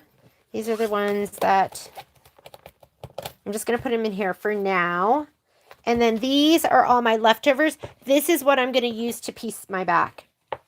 Because otherwise, well, it might be good for you, right? I've got a store that I can go and just grab more yardage if I want. But I hate having just tons of leftover pieces. So I will sew all of these together and these will become the back of my pillow. Too bad I don't have any extra of the gray polka dot, which I do. I'm sure I have some in my sewing room or I can grab some from the store. But I'm gonna just make it work because sometimes that's what you have to do. So I'm gonna just make it work for my video. When we go to stitch it, I'll just be like, here's that piece I miscut in case you have a piece that wasn't big enough too. All right, we'll come back to this, but now I know everything's not thrown on the floor. Do you see how much of a mess I made so quickly?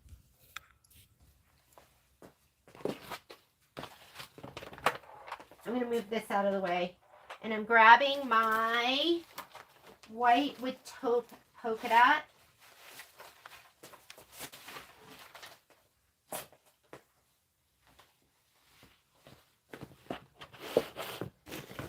Again, I love big rulers. Because we're going to cut this down. Let's look at our cutting guide here. So, we're going to go selvage to selvage. And I think that's going to take up the whole thing. 8.5 inches. So maybe I'll just cut these down. 8.5, 8.5, or 10.5, 10.5, 10.5. Let's do that.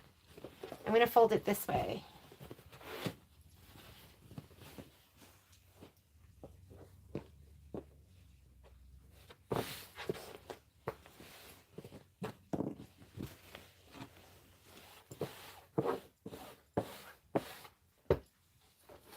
Big stripology.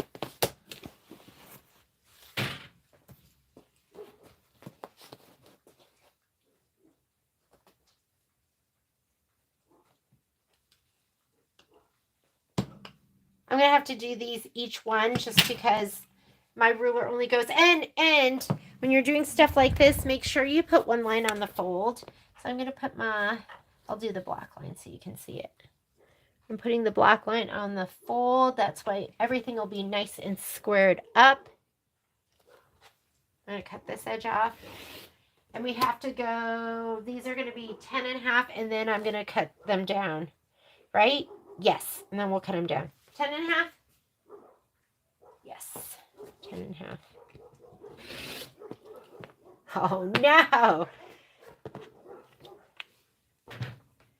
Poor Bob. Bob's our neighbor next door.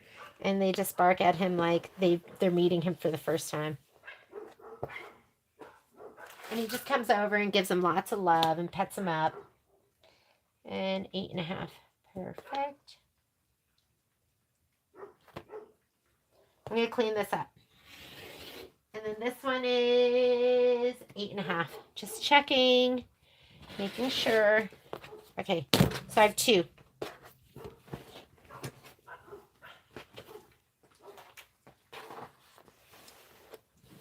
If you want, you can just cut this down with your ruler. 10.5.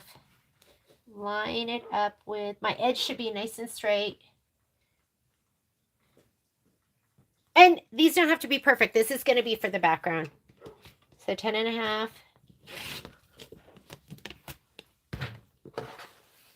Cut this down, 8.5. And Bob is so sweet.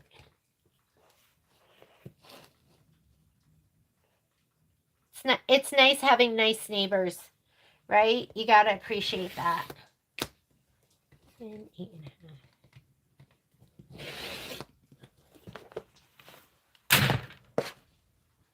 Okay, there's 2 more. Next one. This one is, how big is this one? This is, also we're going to cut this. Oh, you know what? Let's do 10.5 by 6.5. Is that going to work? We're going to need that. We better follow their instructions. So we're going to do another 10.5.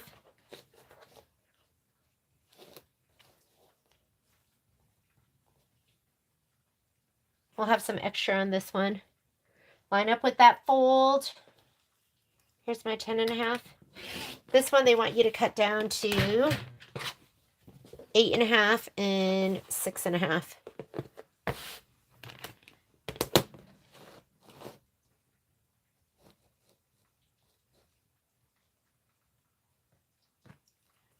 We'll clean this one up. We're going to go 8.5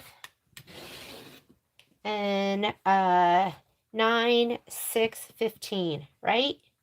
That's right. 8.5 plus half and 9. Yes. I always question myself.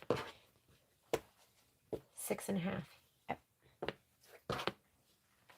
And now it wants one less. I'll use this in my back.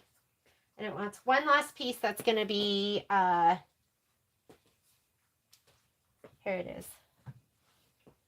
A 10.5 by 6.5.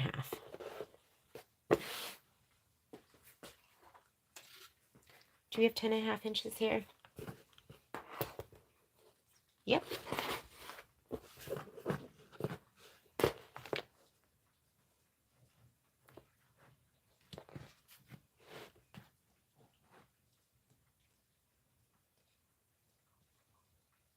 So we're going to go this last piece. Whoop, my ruler moved this smidge, but that's okay.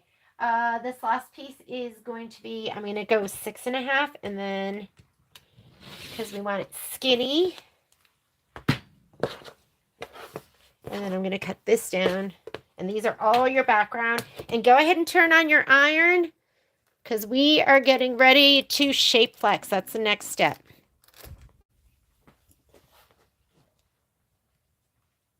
Do I have 10.5? Yes, I have plenty. So if you have plenty, cut off that selvage.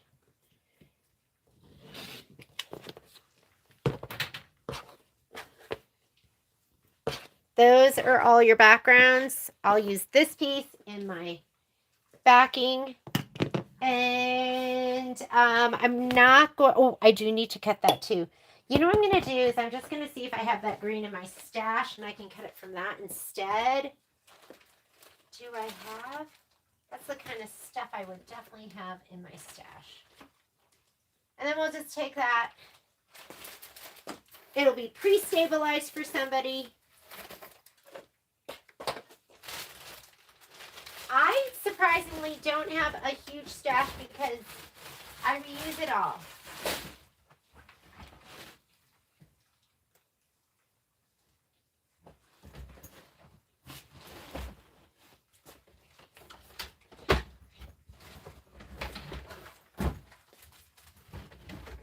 sound of me digging through my stuff.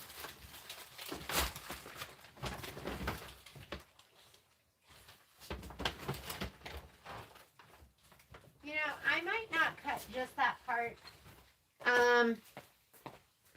Because I'm just going to grab a little fat 16th at the store when I get there. So the only thing I'm not cutting right now is this. But you will need to cut that off of your half yard. I think it's 18 inches, so your half yard. I'm going to go ahead and shape flex. So let's talk about what we're going to shape flex. You're going to shape flex all your background pieces, which means these. And your book will tell you what it wants you to put shape flex on. So our rulers, I'm going to put these away. We will not use the Stripologies again, but we will use the other ones because we're going to cut them apart. Instead of having to go through and cut them individually, what I like to do is I like to lay out my shape flex and I'm going to lay down my pieces. And then we're going to press them. Because then you don't have to measure twice and then cut. So this is leftover. I was doing a class and I was cutting 12-inch strips. So it is worth buying a bolt of shape flex. We do sell it at the store if you want to get a bolt. And we do it at 30% off. Anytime you want a bolt. Let's say you love grunge white paper and you want a bolt, let me know and I'll order you a bolt and give you 30% off. So if there's something that you like to keep in your stash, maybe you like black magic, I'll get you a bolt. Let's see if this is going to fit on here nicely. What were we left with here? Yeah, that's fine. So this is going to be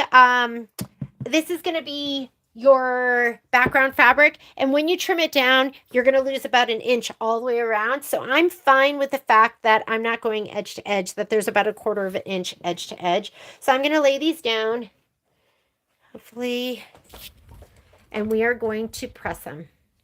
Or do you want to have that view? You want to see? Okay, I'll show you what I'm doing.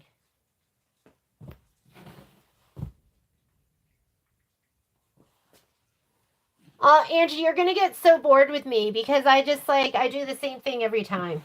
But hopefully what you'll like is you'll like the time that we set aside for us to just get our stuff done. Now, when I do this, I like to leave about my iron's in the way. Do you see I leave a little bit of space because I'm going to cut this apart? You don't want to leave a lot of room because this glue will get on your iron. But if you leave just about like 1/16 of an inch, that's kind of perfect. 1/16 to 1/8 of an inch. I'll leave that so I can cut it apart. Just a little itty bitty bit. And don't worry, like you do have to worry about some of your pieces, but not these. This is just going to be... This is going to be your background piece. And like I said, you're going to fussy cut about the center of it, and you're going to be getting rid of some of that. So I get my iron close to, but not on, see how I'm getting close? Because we're going to press it one more time. So don't worry. Once we cut it apart, I'm going to press it one more time with my, from the other side and with moisture. So if you look at your instructions for your shape flex, it's going to say, well, you know what? Instead of me making it up, because that's what I'd be doing, what does it say?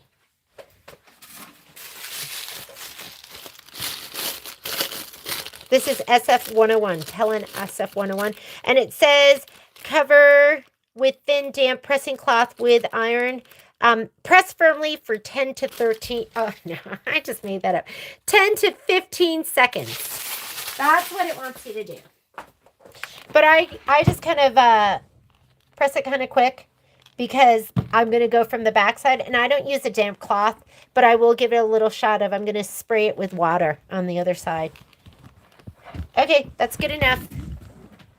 Good enough, good enough. I use a dry iron for almost everything. And the reason for that is I do not like... Because I feel like your iron gets icky. Don't you think? Don't you think your iron gets icky? When you, I'm going to slide this under here. And I'm just going to cut this apart right now. Sometimes I'll use a ruler. Sometimes I'll just go ahead and cut it. Because I just want to get this off. Ruler, obviously, faster.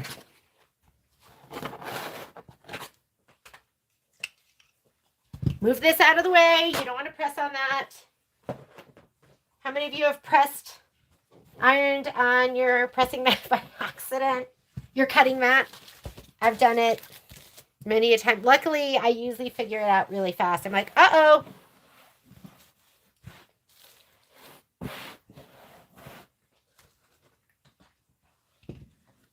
Okay, what makes the most sense laying this down?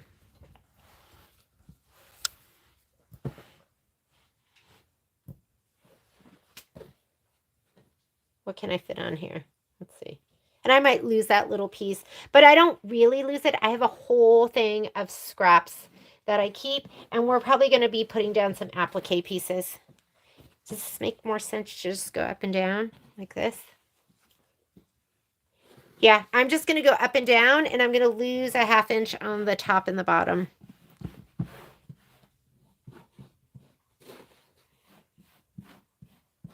Remember, that's just going to get cut off. Don't do that with everything, but with this, it's going to be okay. There we go. Leave a little bit of space. You're going to trim that out. Let me do these next. Oh, the other thing you want to do, look at how dirty this is with all that thread. Check it. And you don't want to press it down really, really firmly because I will look at it from the back side. You don't want to have dark threads in here in between the back of your fabric and your shape flex because that will shadow through. And when you have something like this, I know it would drive me crazy to see like a red thread shadowing through on my finished I would be staring at it. Everyone's like, I don't even notice that. I'd be like, I'd be fixated. Even a white thread will shadow through. So just check your fabric really quickly. And when I press from the backside and I'm really pressing for keeps, that's where I'll look. And so you don't want to press it down too firmly right now because you want to check just in case. You want to be able to peel it apart, but if it's pressed down really well, that's going to be hard. So maybe just rest it here. This is an Oliso iron, and I love this iron. When I'm working on just like a little press here and a little press here there, my Panasonic 360 is what I love, and I use it. If I had to just keep one iron, I think it might be my Panasonic 360. But when I'm doing a lot of pressing, then I like my Oliso. And what I love about it is it raises up and down. Because I have a really nice Rowenta, it was expensive iron. They're all expensive nowadays, aren't they? See, I'm not going to press it down perfectly. It was hurting my shoulder to grab it and pick it up and put it down and grab it and pick it up. This is so much easier on my shoulder because you just do that. And then you press, and then you lift your arm up, and then you can slide it off to the side. So if you're like me, that's my Achilles. My brain, number one, is my Achilles. I need a better brain. But my shoulders are not good. And they worry me in the long run. So, are those storage bags vinyl or mesh? I'm going to show them to you. I think they're mesh. Meshy mesh. Yeah. But I literally, my search was just clear pouch. But those are mesh. Are you loving them, Margie? Are you going to... Whoop. That wasn't open. I love them.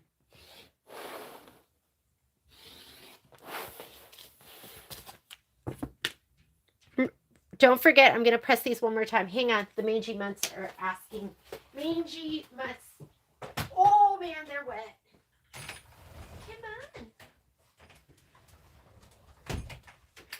Hi.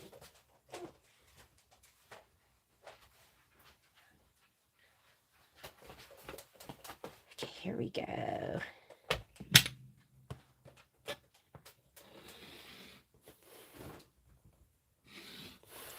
And don't worry if they're not pressed perfectly. Like I said, we're going to give them one more press from the back side with some moisture so we can achieve our 10 to 15 seconds.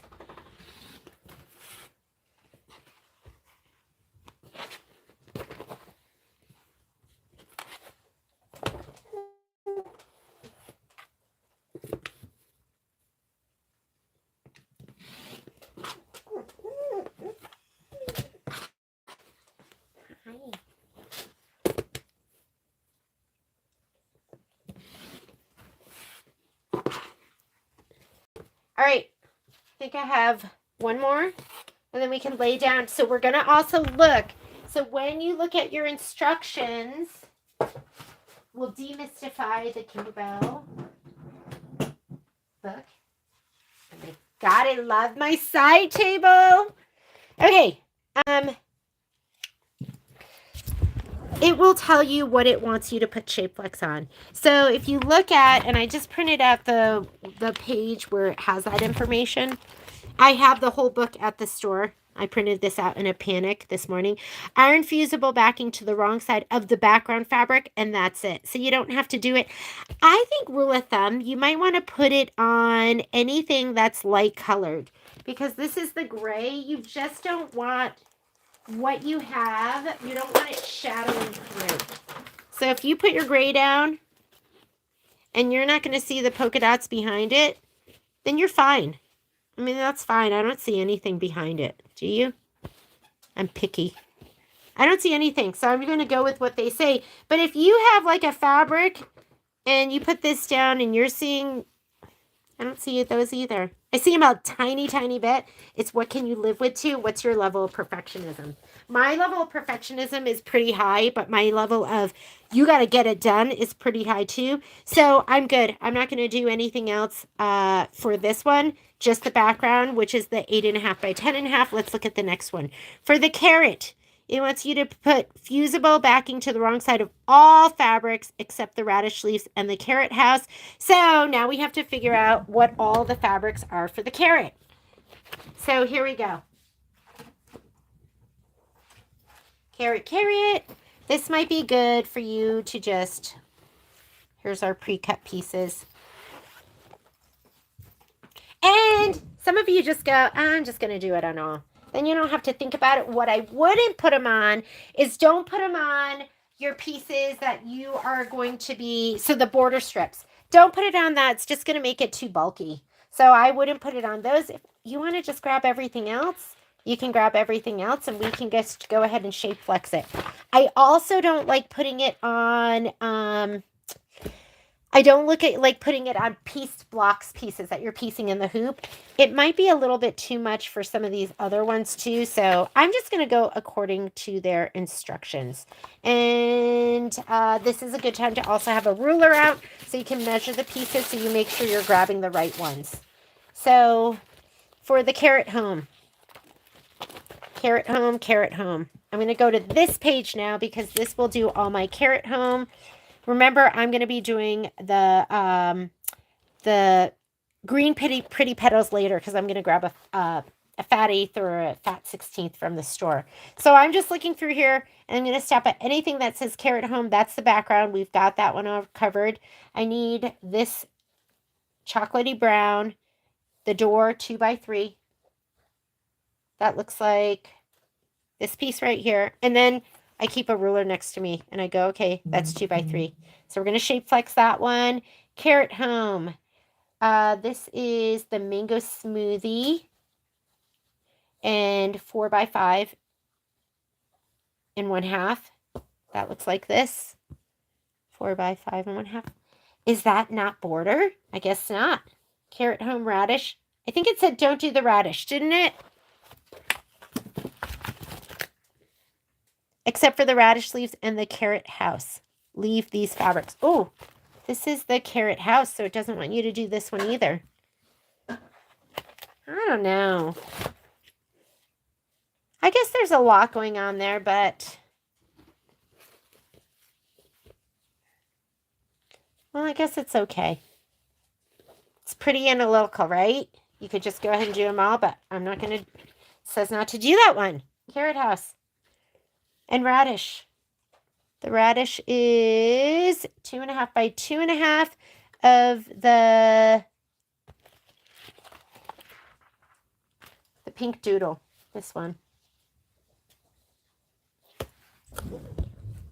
That's going to be this one right here. Pull those to the side.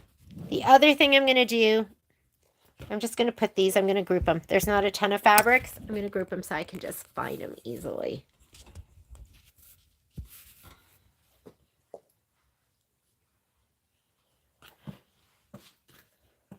I will group these again when I do,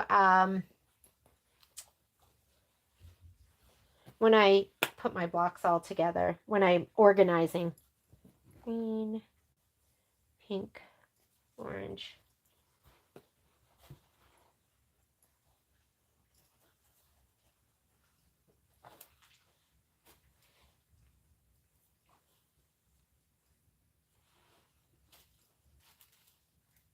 This one we said yes to.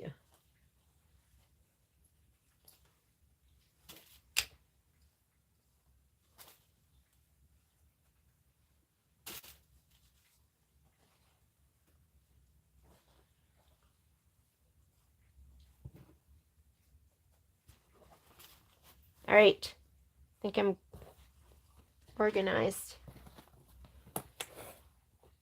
Okay, Carrot House. Back to Carrot House. Radish, carrot home, lime green, 3.5 by 3. This looks like this one. 3.5 by 3. Yes, we're going to shape flex that. And 3 by 2, this one.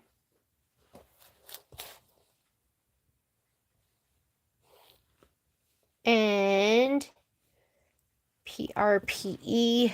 This we need the 2.5 by 3.5. That's got to be this. Yep. And carrot home, carrot.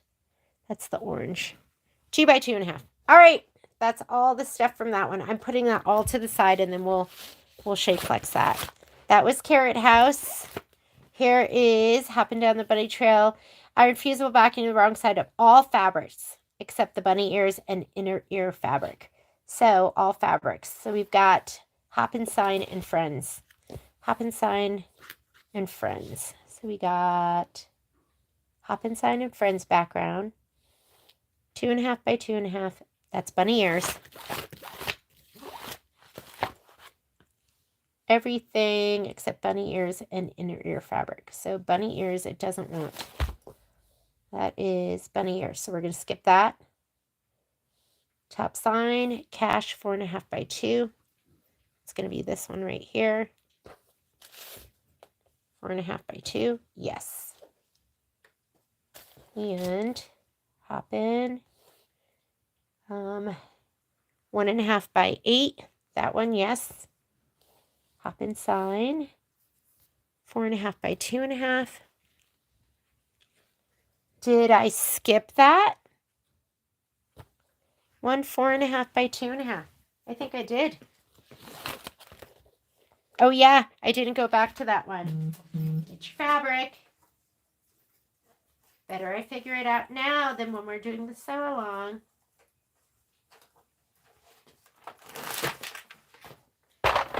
Four and a half by 2. This is leftover, right? I'm not cutting into something important. 4.5 by 2.5.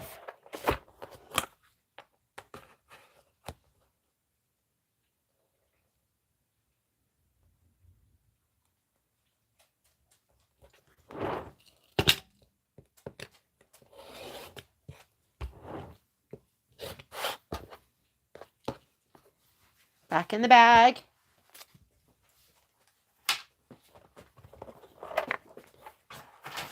This is my 4.5 by 2.5. We're looking for Hoppin.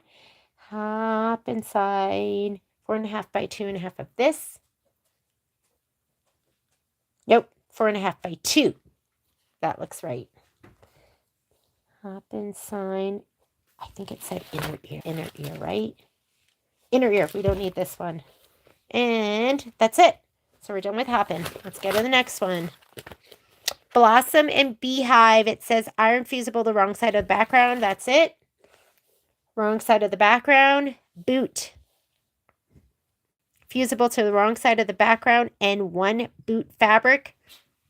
That's going to be this big guy. I'm going to put him in the pile. Mushroom Home. All fabrics except the Mushroom House stem and Mushroom Interior. So now we're going to go to Mushroom Home. Stem and interior we don't need. Mushroom cap we need. That's this one, 5.5 by 4.5. Did I not cut that too? I'm not seeing it. Oh, you've had a horrible leader.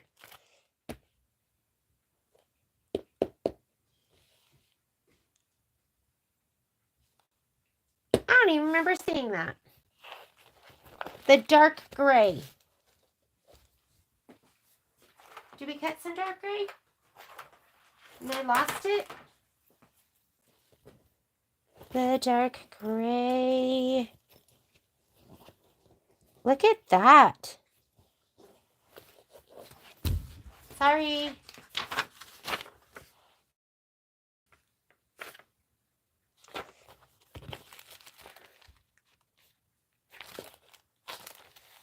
PEBE. Oh, you know what? It looks like a PEBE.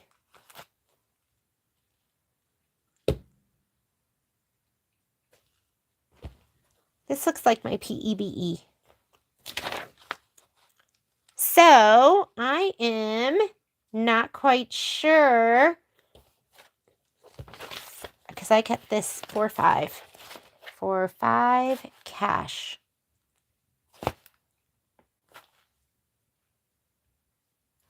So this was cut down, right? And this should be my PEBE. Okay, hang on.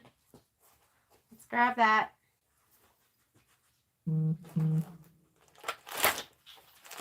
I'm not seeing where I cut a 4.5. I think I might have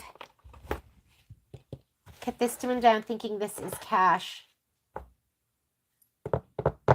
Cash should be the lighter one. Okay, this is 4.5 by 5.5. There's my 5.5. There's my 4.5 for the whole ruler. I'm just going to cut this down. Oh, that's already open. And that is 5.5.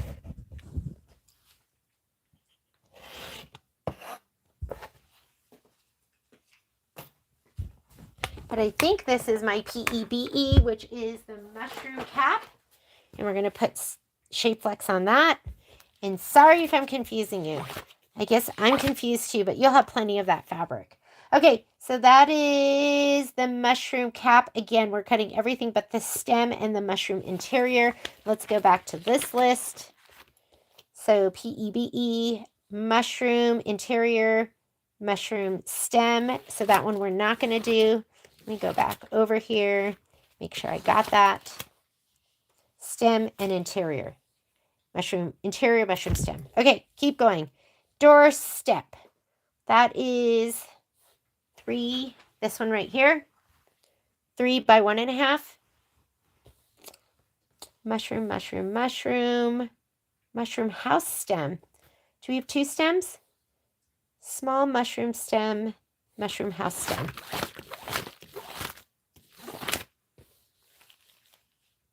Mushroom house stem. Mushroom house stem. Oh, I need that other one then. This is small mushroom stem, cash 1.5 by 2.5. It looks like this one right here. Again, I like to keep this handy so I can just measure it really quickly. That one is going to get. So that's the mushroom, small mushroom stem. This one, house stem, you don't need. Okay. Onward and upward, small mushroom cap. That is going to be this. We only have 1 piece. That makes it easy. And mushroom door decor. That's this, 2.5 by 3.5. These are the same size. Oh, there's 2 of them. We're going to shape flex both of those. And that's it for mushroom. But we're not done yet. Mushroom felt bunny. That's an embellishment. And I think that's it. So it looks like Hoppin sign 4.5 by 2.5. I think these are going to be our piece border. So I'm going to put these together. This looks like all pieced border. We can look at our picture too, and that'll kind of tell us. Outer border. This one is outer border. There should be 2 of them.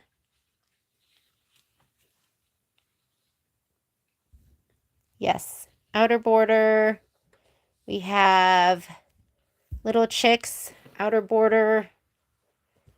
The gray, we're going to have to make those work. Outer border.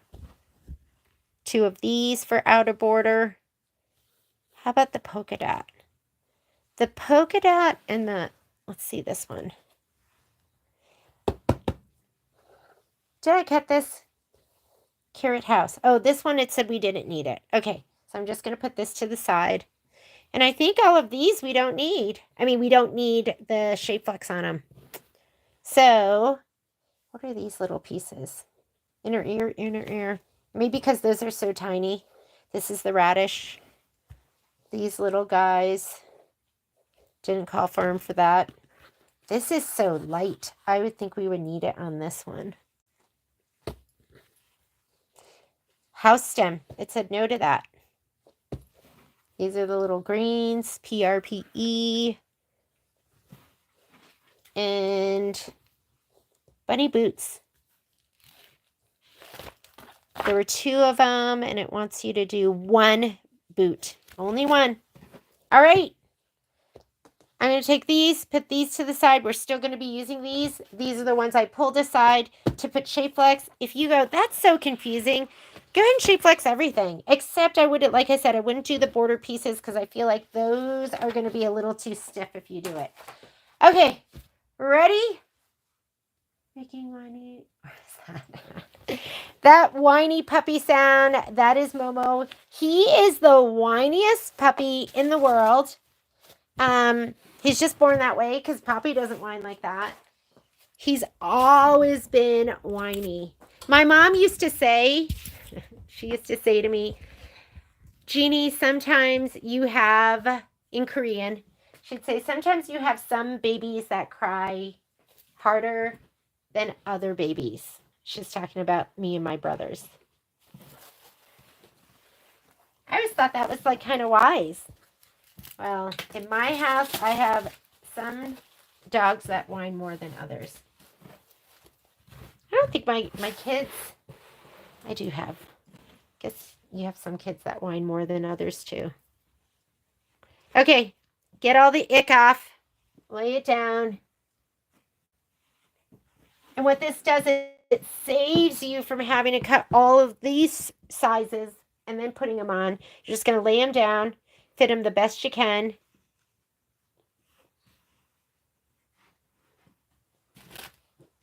Like origami or Tetris. Not origami. I'm just going to.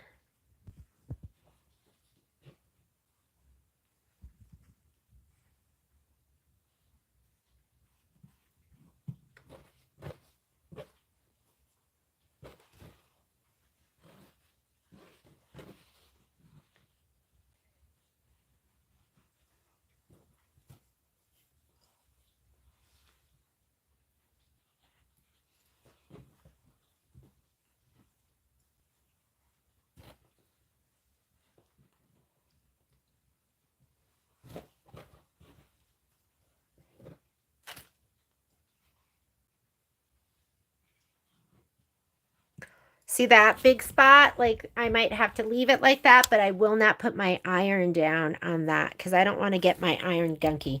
If you put your iron down on this, there's glue on this side. It will make your iron gunky, and you don't want that. So I'll get right to the edge. Leave a little bit of space in between so you can cut it all apart.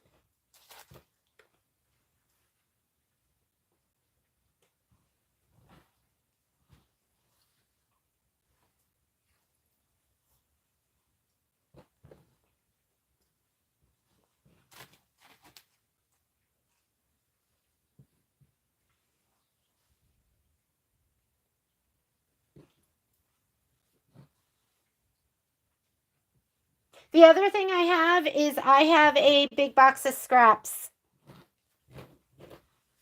So remember, we have this scrap left over. That was something we started with. Oop, sorry, shoulder hitting.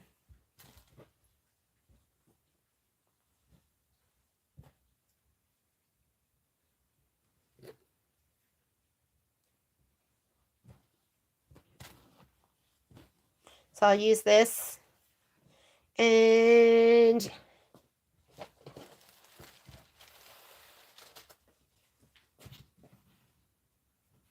so that's going to drive me crazy.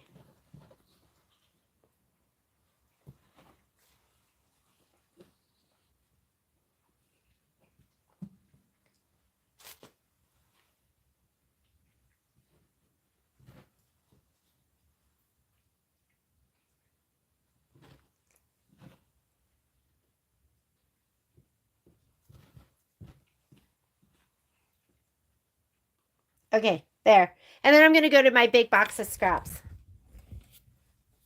And I'll just use those up. All right. So these don't budge. I'm just going to press. I do press sometimes just to kind of set these.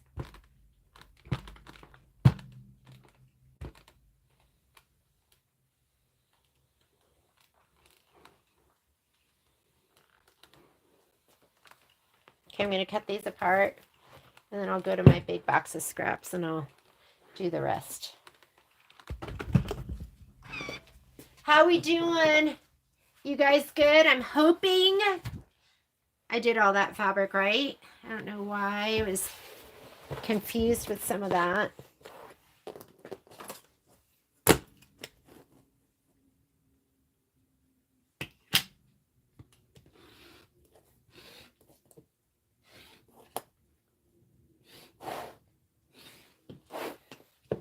I'll put this away.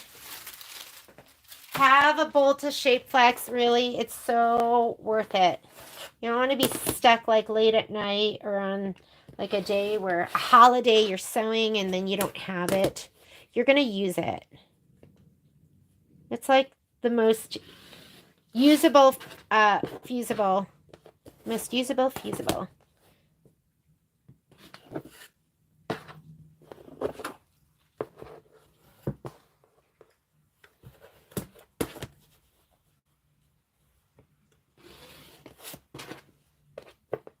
And these are not adhered down really, really well. Like I could easily, do you see how it's not even, we're going to come in one more time and we're going to make it perfect. And if they're applique pieces, that's okay too. Remember, Kimberbell is very generous with their cuts. This one, will this fit better? What fits better on here?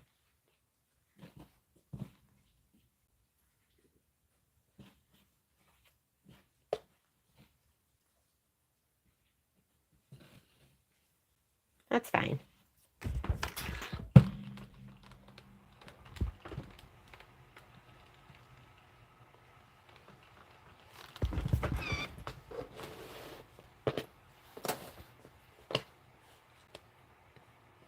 Oop, wasn't open. Make sure there's nothing under there. I don't know if you've ever cut through multiple things at once because you weren't being careful.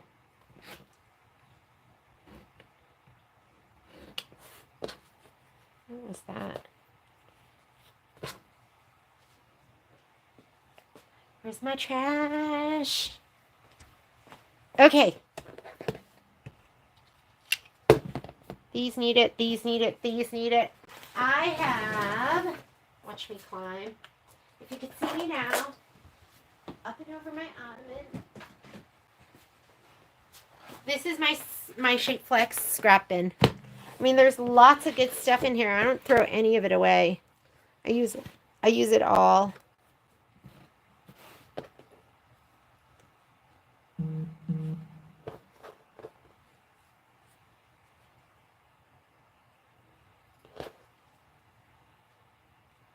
I'm sure that's going to be for... Sometimes if it's a dark color, I'll layer my pieces too. Don't layer it, meaning like sometimes I have, like if it was this, I might put a piece on here like this, and I might put a piece on here like that. I mean, I use everything. But if you have a light color, those overlapping layers, they're going to show through. They'll shadow through. So don't do that if you, like, I would do it on this dark piece, but not anything, not on that light green piece, the lime piece. Don't do it on that. Don't get your iron on there. We're going to press it one more time from the back, so don't worry that it's not on there perfectly either.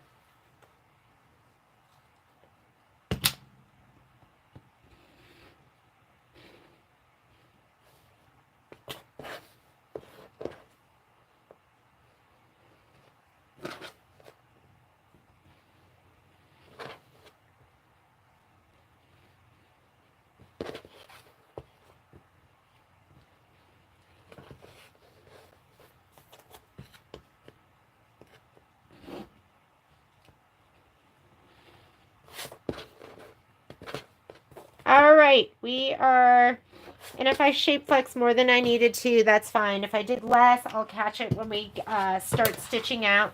I'm going to take these, move that out of the way because you don't want to accidentally press on your cutting mat, and I'm just going to flip them over so that the shape flex side is up.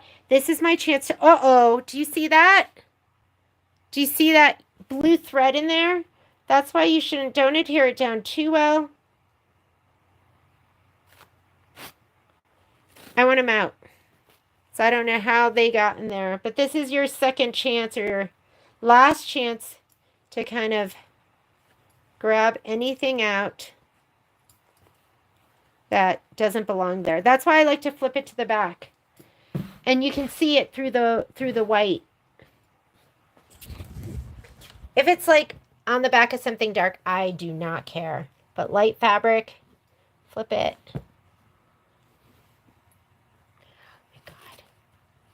And I pull those out. Is that super, am I being too crazy? What is this? I was like, this is pretty dark. Maybe I'll leave it, but it's right there at the edge. You know what? I'm going to leave it. That's like dark. These, you don't want anything on the back. Those look good. Is that something?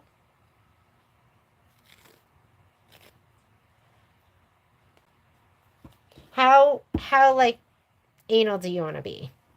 So it's dark. I don't care about that unless it was on my white polka dots. And these look good. Okay, I'm going to spray. Now I'm just spraying with water. I'm going to press it one more time. We're almost done. Then I'm going to group.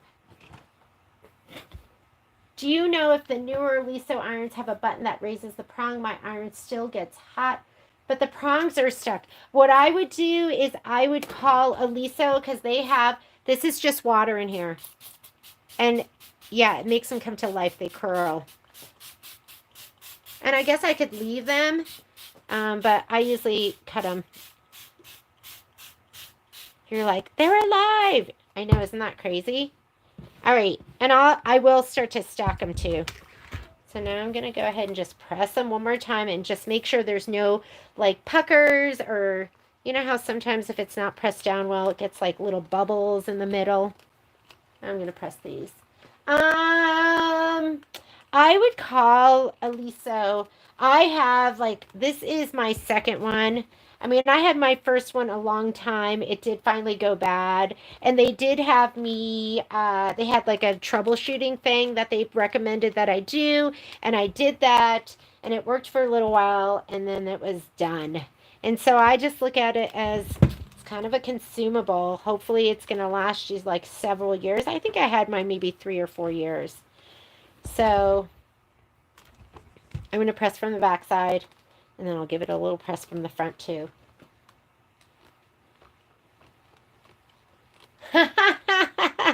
Patrick, they all want lunch. I will, no, I'll eat lunch here. Thank you though. He's so good to me.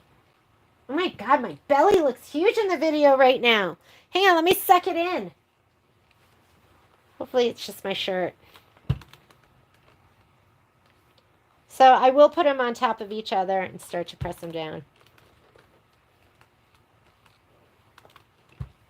But it's a rough press in the beginning, like just a basic press. Look at that big thread. You can really see that, but I'm not worried about it because it's dark fabric.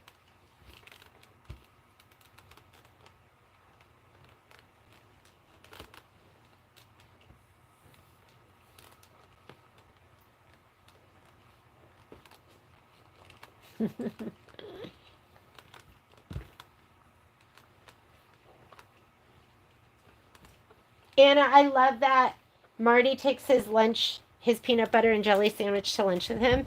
I told Patrick that. I was like, we should just take peanut butter and jelly sandwiches. We're so busy. We really do. But we have time to make a peanut butter and jelly sandwich. We kind of treat ourselves to lunch. And treating yourself to lunch used to not be that bad. You could treat yourself to lunch for you could do it for $10. Not anymore. Okay, and then I am going to do the other backing pieces. And we're going to cut our batting.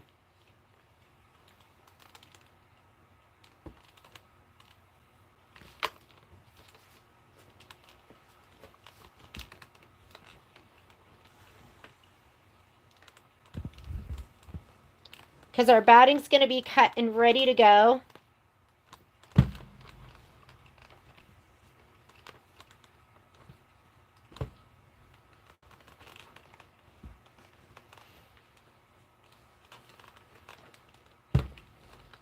So, don't you think we should do our scan and cut too and have all our applique pieces cut? If I can get my machine hooked up, that's what I'm struggling with right now. I'm struggling with getting my my scan and cut, my brand new scan and cut hooked up with my Avenir. So I'm going to work on that this weekend because I know it's me.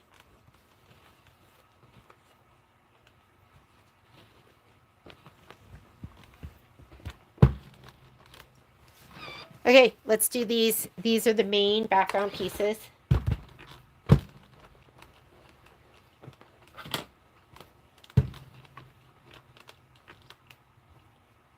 Sometimes I'll go back and press from the front side too. Okay, we're going to do these now. And don't forget, I am missing my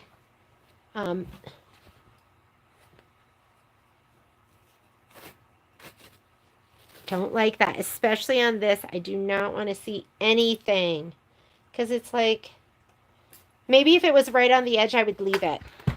Like, because that's going to all get cut off. I'm giving these a hard look over.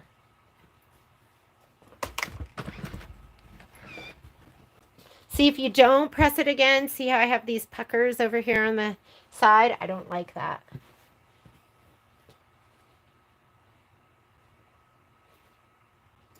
Okay, that looks good. Water. This is just water. I mean, you could do best press one more time, but I don't feel like I need it. I know, I don't know why it makes it curl like that. It just does.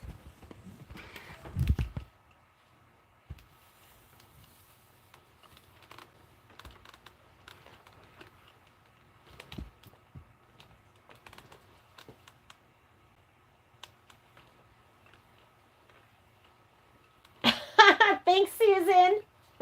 You guys are great.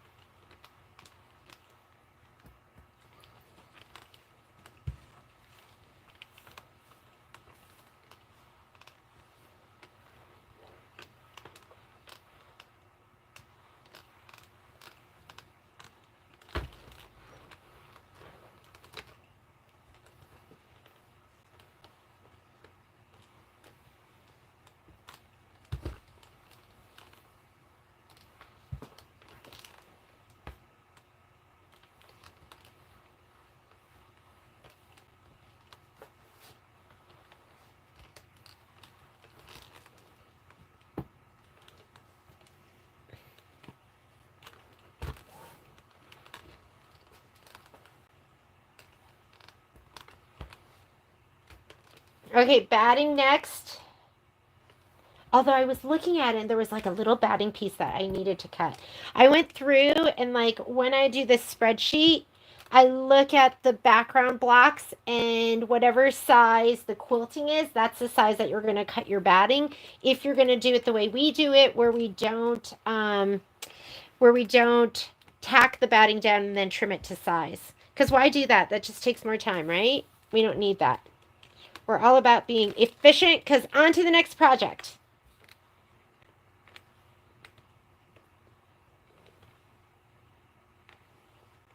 Oh, I see something in there. So little, though.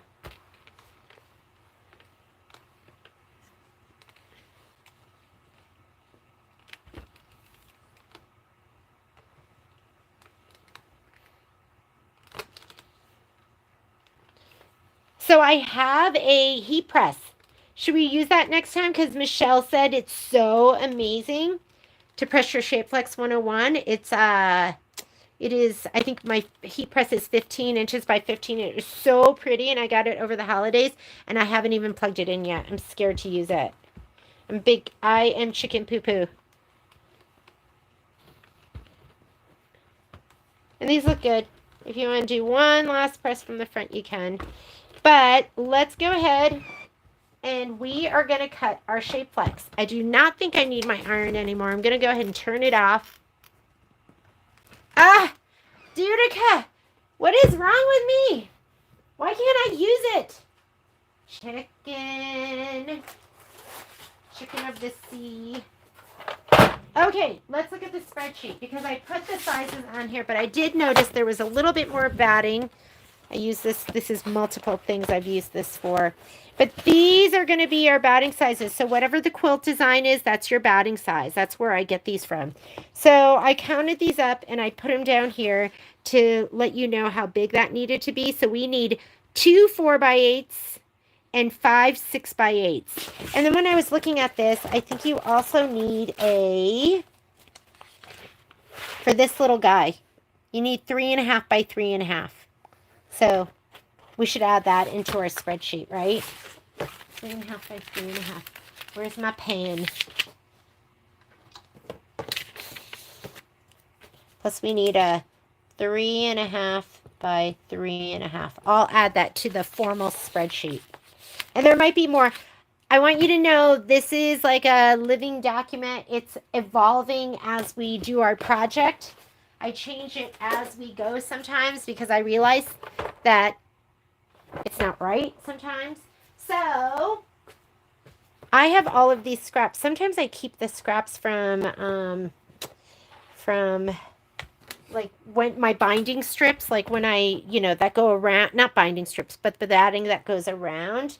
This looks pretty good though. Let's see how big these are. So I am using my scraps first. And if this is 8 inches, that is 9 inches. So I think I can get my 4x9s out of this. Can't get my 6s. Or I might use that for something else. What's this? Should we just cut some big pieces? Let me get my bigger cutting mat.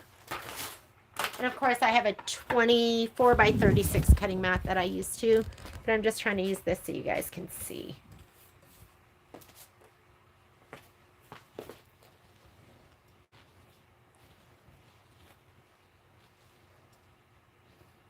What is this?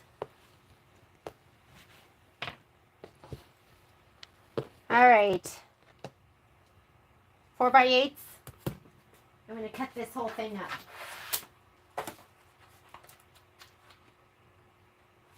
But I really want to cut one long, big 8-inch piece. I'll do this. And then cut it down. But use it all. Use all of your batting.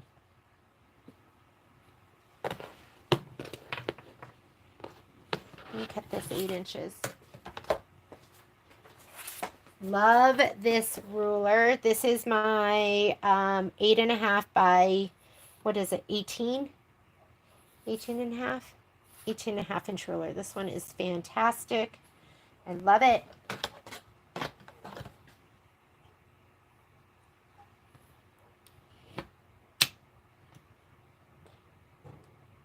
8.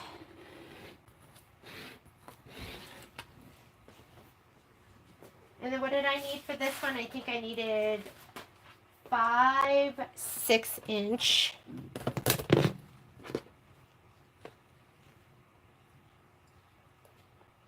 Sometimes I cut it a little bigger too.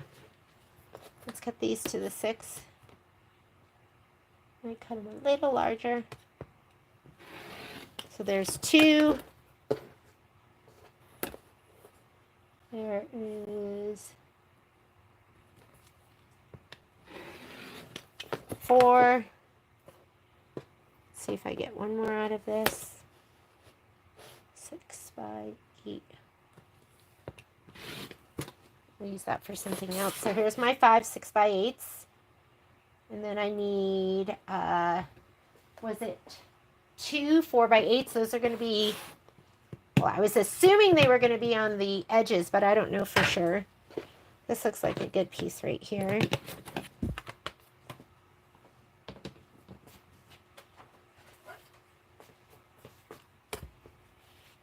That's 4 by 8.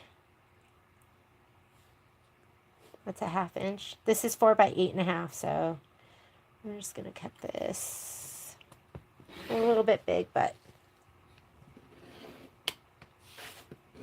I'll just throw this away. And I saw another spot in here. And I'm sure I have more in my scrap bin. Let me just cut this. 1/2 inch.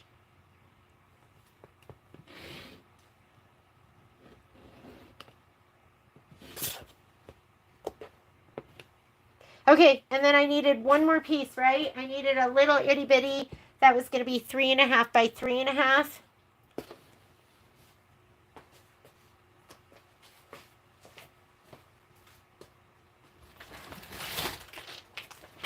Can you say hoarder? Hoarder! But look, now I mean, that's perfect, right? And then I can use it. I can't help it. Do you guys have a big thing of scraps like I do? 3.5 by 3.5. That's good enough. Might need a little bit of stretch. All right, let's group. I think we're ready. So we are going to get, should I get my new fancy pouches? I'm going to grab my new fancy pouches. I don't know if I have enough. Because we need, are there 7 blocks? Let's see. 1, 2, 3, 4, 5, 6, 7. Here we go. Okay, we're going to take all the fabric that we shape flexed. I'm going to get rid of these. Let me make a little bit of room. And we're going to get all the other pieces that we didn't shape flex. We're going to just get everything right now. These were the border pieces. These are the ones that we put all our shape flex on. Oh, and you're going to need strips for, and I'll cut those down later, but the 1 2/4 inch batting pieces, you'll need those as well. And let's go ahead and start putting it all together. I know this doesn't look so organized, but here, I'll put it like this. You can see.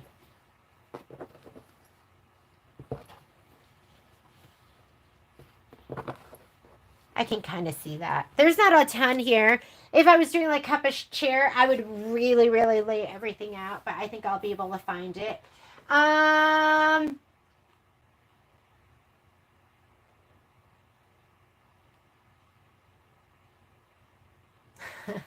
Can you tell us the size of the batting again?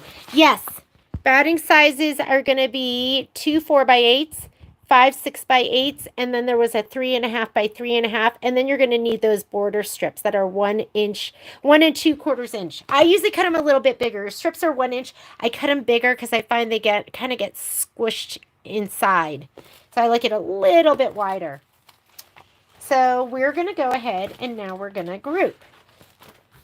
So for our mini quilt clothesline, you need one of the bigger 8.5 by 10.5s. You're going to grab your 6x8 batting, the bigger one. I mean, that's how big it is. That's how much waste you have that goes around. That's why I don't care if your fabric is a little bit over the shape flex. It's fine. And you're going to do your bunny, which is going to be the gray. Here's my gray. And he is 2.5 by 4.5. So again, it's nice to have a little ruler around that you can lay this down and go, okay, 2.5. There's 2.5 by, 2.5 by 4.5? 2.5 by 4. Bunny's 2.5 by 4. Perfect. Okay. So there's your bunny. And then you need your inner ears, which is, I think it's going to be that light pink inner ear. Inner ear is 2 by 1.5, and it is this pink. So this looks like 2 by 1.5, doesn't it? 2 by 1.5. Yep. That's bunny. Go ahead and get your pouch. And we can add embellishments later. Put it in here. I like to use my painter's tape. Ooh, I just love these. We are fancy. I'm going to put this on here. And then I just write bunny. I write mini quilt clothesline with a Sharpie if I can find it. Where did I put my Sharpie? I hate when I can't find my stuff. Hang on one second. Mini clothesline. Pens. Let's see if I have them in here.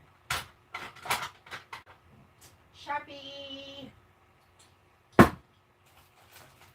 Oh, look at it. Hit the mother load.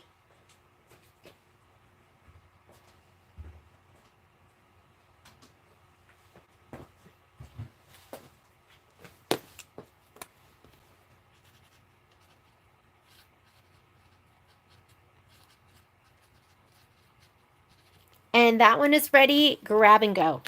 But with your fancy ribbon handle. All right, Carrot Home. Carrot Home is going to be another 8.5 by 10.5. One of the bigger pieces of batting. And then we need all of these fabrics. So you've got the radish. Here, I need to turn back to this page. And I know it's a lot of work up front, but it's going to be done. So this is going to be the, these are all of the pieced, the border pieces. We are looking for this. So this one right here, that's your radish. And then you're going to have your radish leaves. Those are going to be green, the darker green radish leaves. Okay.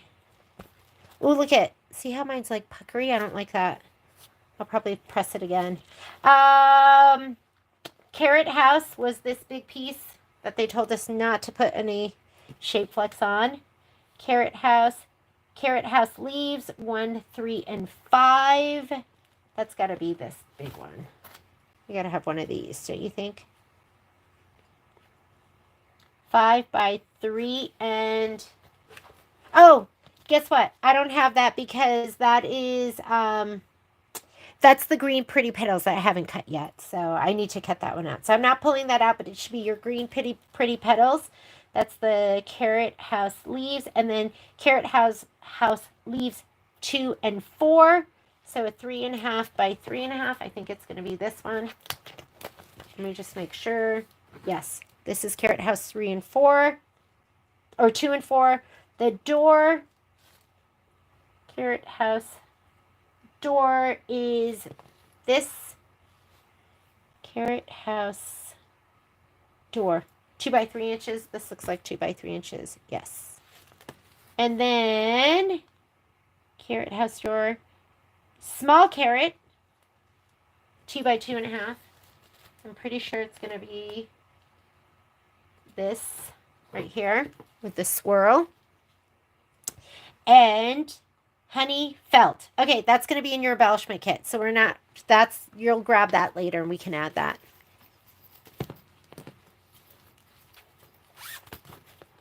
Because I'm not going to cut that beforehand. I'll just add it later. Here we go. Look how cute it is. Grab and go. Carrot home.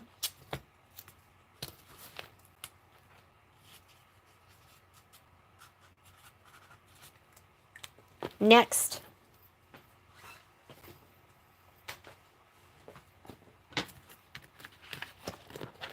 Hoppin sign and friends. We also need another larger 8 by 10.5.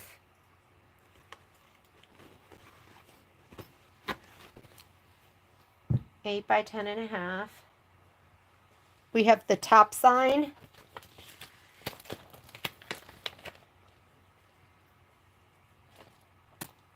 What is the top sign? What color is that? Carrot home. Top sign 4.5 by 2. Top sign. That's going to be cash. It's going to be this lighter one right here. And you need a 4.5 by 2. I think it's going to be this. Oh, see, I've got puckers there. I'm going to press that out later. 4.5 by 2. That's it. And then we need top sign, middle sign. Middle sign is that green, and it is also 4.5 by 2. This one right here. We have bottom sign, which should be this, and it's 4.5 by 2.5. I'm checking. Yes, I just put it on my ruler to check it. And then bunny ears. Bunny ears, I think it said not to shape flex, but it should be 2.5 by 2.5. That looks tiny, doesn't it? This can't be 2. That's 2 by 2. Bunny ears. Oh, bunny ears is the gray first. This one. 2.5 by 2.5. Yes, that's your bunny ears. Inner bunny ears is 2 by 2. That one right there. Signpost is going to be this long skinny one. Let go. Had to pry that off. And then you're going to use micro velvet. That's in your embellishment kit. So we will grab that later. This is your hopping sign and friends. I'm going to do it this way because I want my outer pocket for my embellishments later. I'll put it all in there. And this one is called Hoppin Sign and Friends. And I just like using painter's tape for this because I can write on it, just pull it off. Sharpie doesn't go through.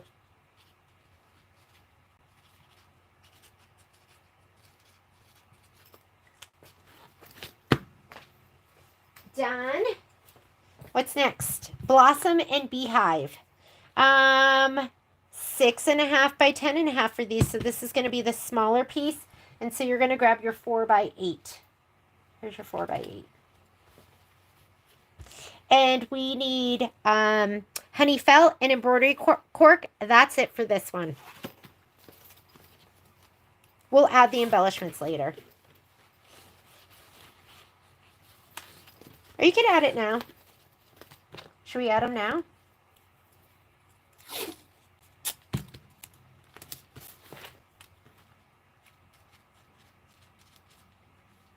Blossoms and beehives. Blossom and beehive.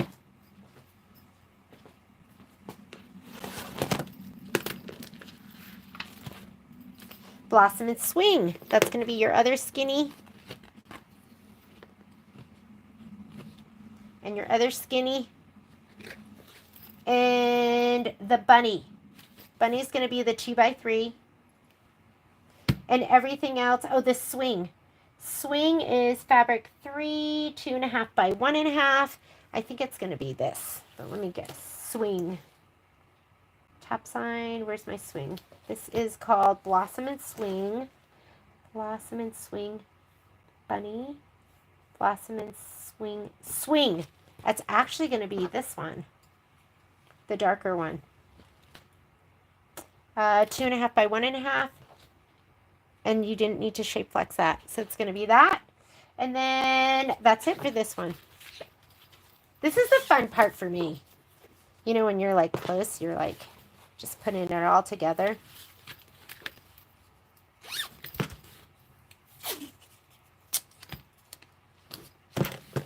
Blossoms and swing.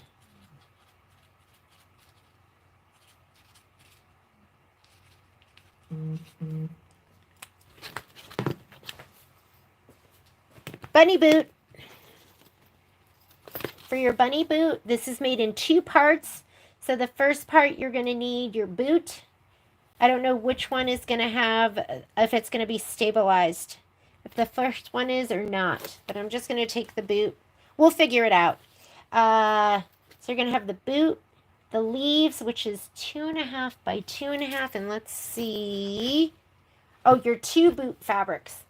So grab them both. Wants both of them right now. And then you're going to do your leaves, which, look up bunny boot. Bunny boot. Nope. It's got to be, nope. This one. So it's the dark color, 2.5 by 2.5. They want one of them. Where are you? PRPE.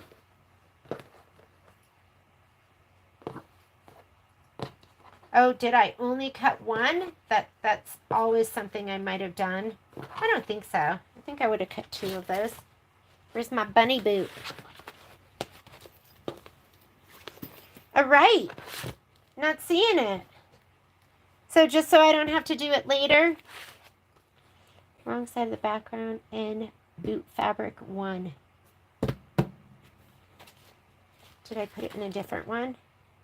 Might be in my carrot home radish leaves. Nope. Okay. I don't know what happened to it. I'm just going to cut another so I don't have to think about it later on. 2.5 by 2.5. And you know what's going to happen? I'll end up finding it. But for right now. Oh, was that a... Nope, that was a fat 16, so I should have plenty of that. I should. Looking through my fabric. Ooh.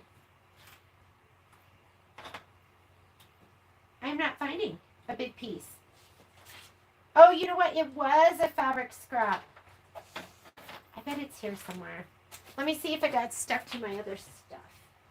That was right in the beginning. Carrot. 2.5 by 2.5 for that. Let me just make sure it's not stuck to this. And I might have to go in search of mine. And I'm sure I'm going to find it. But I am missing. And I like to, if I'm missing something, I like to make a note of it. When in doubt, look on the floor. Not there. So I'm going to put a note here that says I am missing my...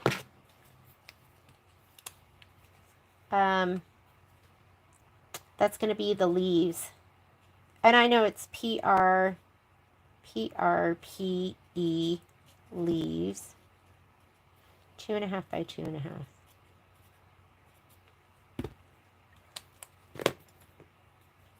I'm sure I will find it here somewhere.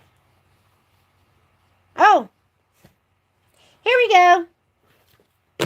Here's my leaves. I did need to shape flex this. So I'm going to put it here. And I'm going to add a note that says add shape flex. Because I missed it.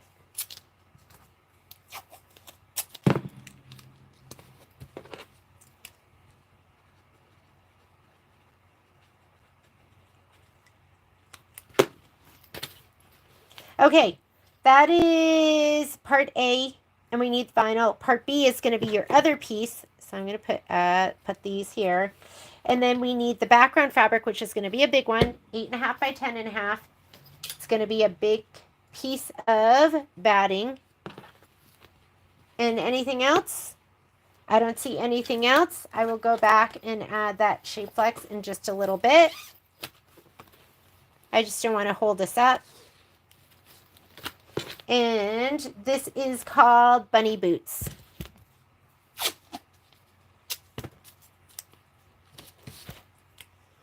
Bunny boots, bunny boots. Done. Bunny boots are done. We have mushroom home. That'll be our last biggie. Our last big piece of batting. And then as far as fabric, looks like we have, you're also going to be shape form interfacing. So there's going to be some of that. That's going to be in your embellishment kit. That is going to be this like hard piece right here. I don't know if you see that white piece. You're going to be using that. And then background, is going to be our, we've got that, our mushroom cap is this big guy right here. That's our mushroom cap that I had to cut, that I missed the first time around. I don't know how I missed so much. Your house stem, I think this is our house stem, is going to be this one. Mushroom interior. Let's go here. Mushroom. Mushroom background. Mushroom house cap. Mushroom house interior. So we should have a 2.5 by 3.5, and then this is the mushroom, the small mushroom stem. Goes right there. And then door step, 3 by 1.5 right here. Mushroom, mushroom, mushroom. We got that. And small cap. Ooh, that just makes it, doesn't it? You needed that red.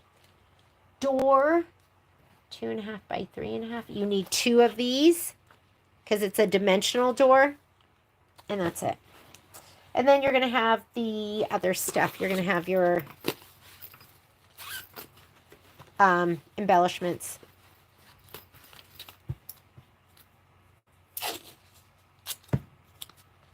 This is going to be mushroom home.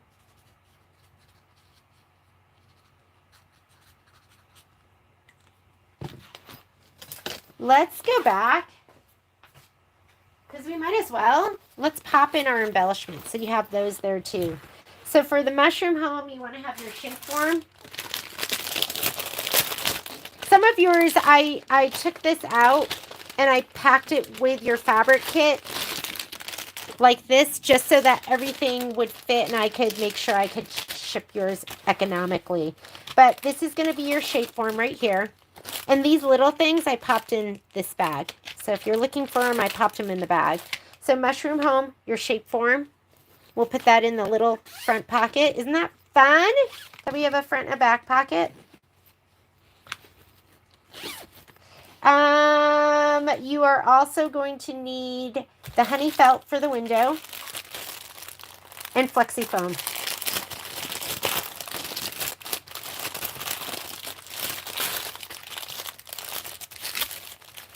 I love all of this. You know what I don't like is they discontinue stuff. So, you know, 5 years down the road, somebody might just be discovering Kimberbell, and then you don't have the embellishment kits anymore. So, like, stuff like this is really special because you can't get that. Okay, so it also wants the flexi foam. Here's flexi foam. And this might go in a couple of them, but I'm just going to pop it in. You know what? Sorry. We're going to start from the first one because that's the order that we're going to stitch. And then after we use it, we can put it in the later ones. But mini quilt clothesline. That should be my one here on the bottom. And stabilizer, fabric. There's nothing special for this one. Carrot home. Honey felt for the window. And I think it's going to be this one. What else? Anything else in there? Whoop. Honey felt. Honey felt. That's it. That's it for the embellishments for that one. This one has yellow micro velvet. Oh, look at that. Isn't that fun? I think you could probably use like Minky too. This is like super low pile though. So this is the Hoppin. Oh, nope. Not that one. Not that one. Hoppin sign. Oh, here it is. Let me grab it. Oh. Oh, hang on. I did this wrong. Yellow, I did this wrong. So this was my carrot home. Carrot home has the felt. Sorry. Am I totally confusing you?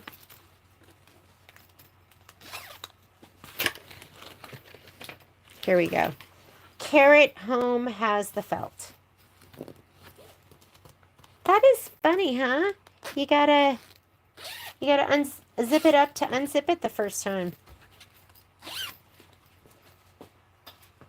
And then we have the Hoppin signs, and the Hoppin sign is the micro velvet.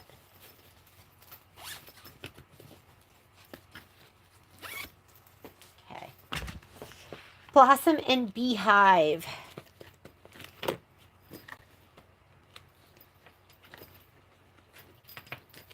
How did I get all out of order? Am I going crazy? Carrot Home. Oh, right on the top, sorry.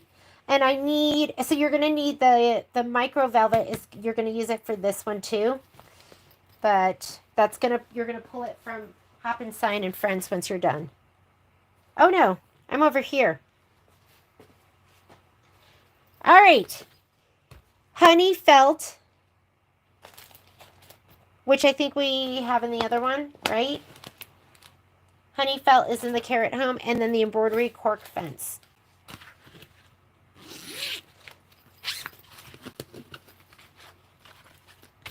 If I'm thoroughly confusing you, I'm obviously thoroughly confusing myself. Hi, Miss Cat. This is Blossoms and Swing. Okay, we're going to use the cork that I just put in the other one. And like I said, I'm not going to pre-cut it. This is our bunny boots. And with our bunny boots, you're going to need your clear vinyl. Don't throw this away. Your clear vinyl is in here.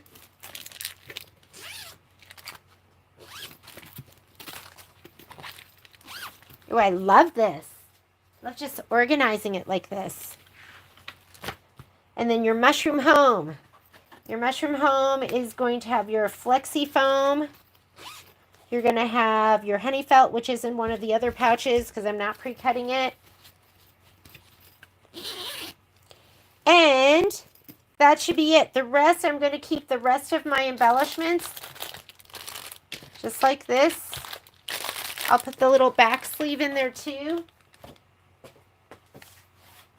And I have one more little bag. And I'm going to just put it in here. So this is the rest of my embellishments. With this little piece of 3.5 by 3.5 batting. I'll put that in there. And I'm also going to put in my, so these don't get separated. I don't know what these go to. They go to something. I'll just keep them here. But these are the pieces that I'm going to have to piece together. Little border. All of that is going to go into the last pouch. Oh my goodness. I think we did it. I have a couple of things I need to do, like adding some shape flex to that piece. But we are organized and ready to go. Here's all of my pouches. And this here is my leftover fabric. This is what I'll piece together.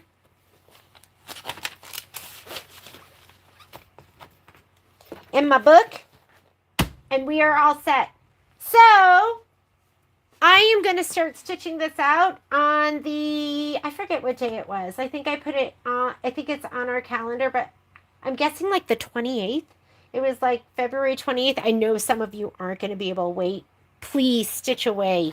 Get it done, and then just join me later on for just sit and sew so you can finish UFOs or whatever you want to do. That is my prep video.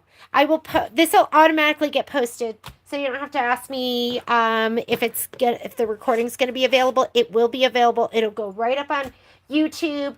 Hopefully you'll be able to join me for this so long. I can't wait to stitch it. On the spreadsheet, I think what I started with is we are going to start with, we're going to stitch in order, but we are going to also do, I think, part A.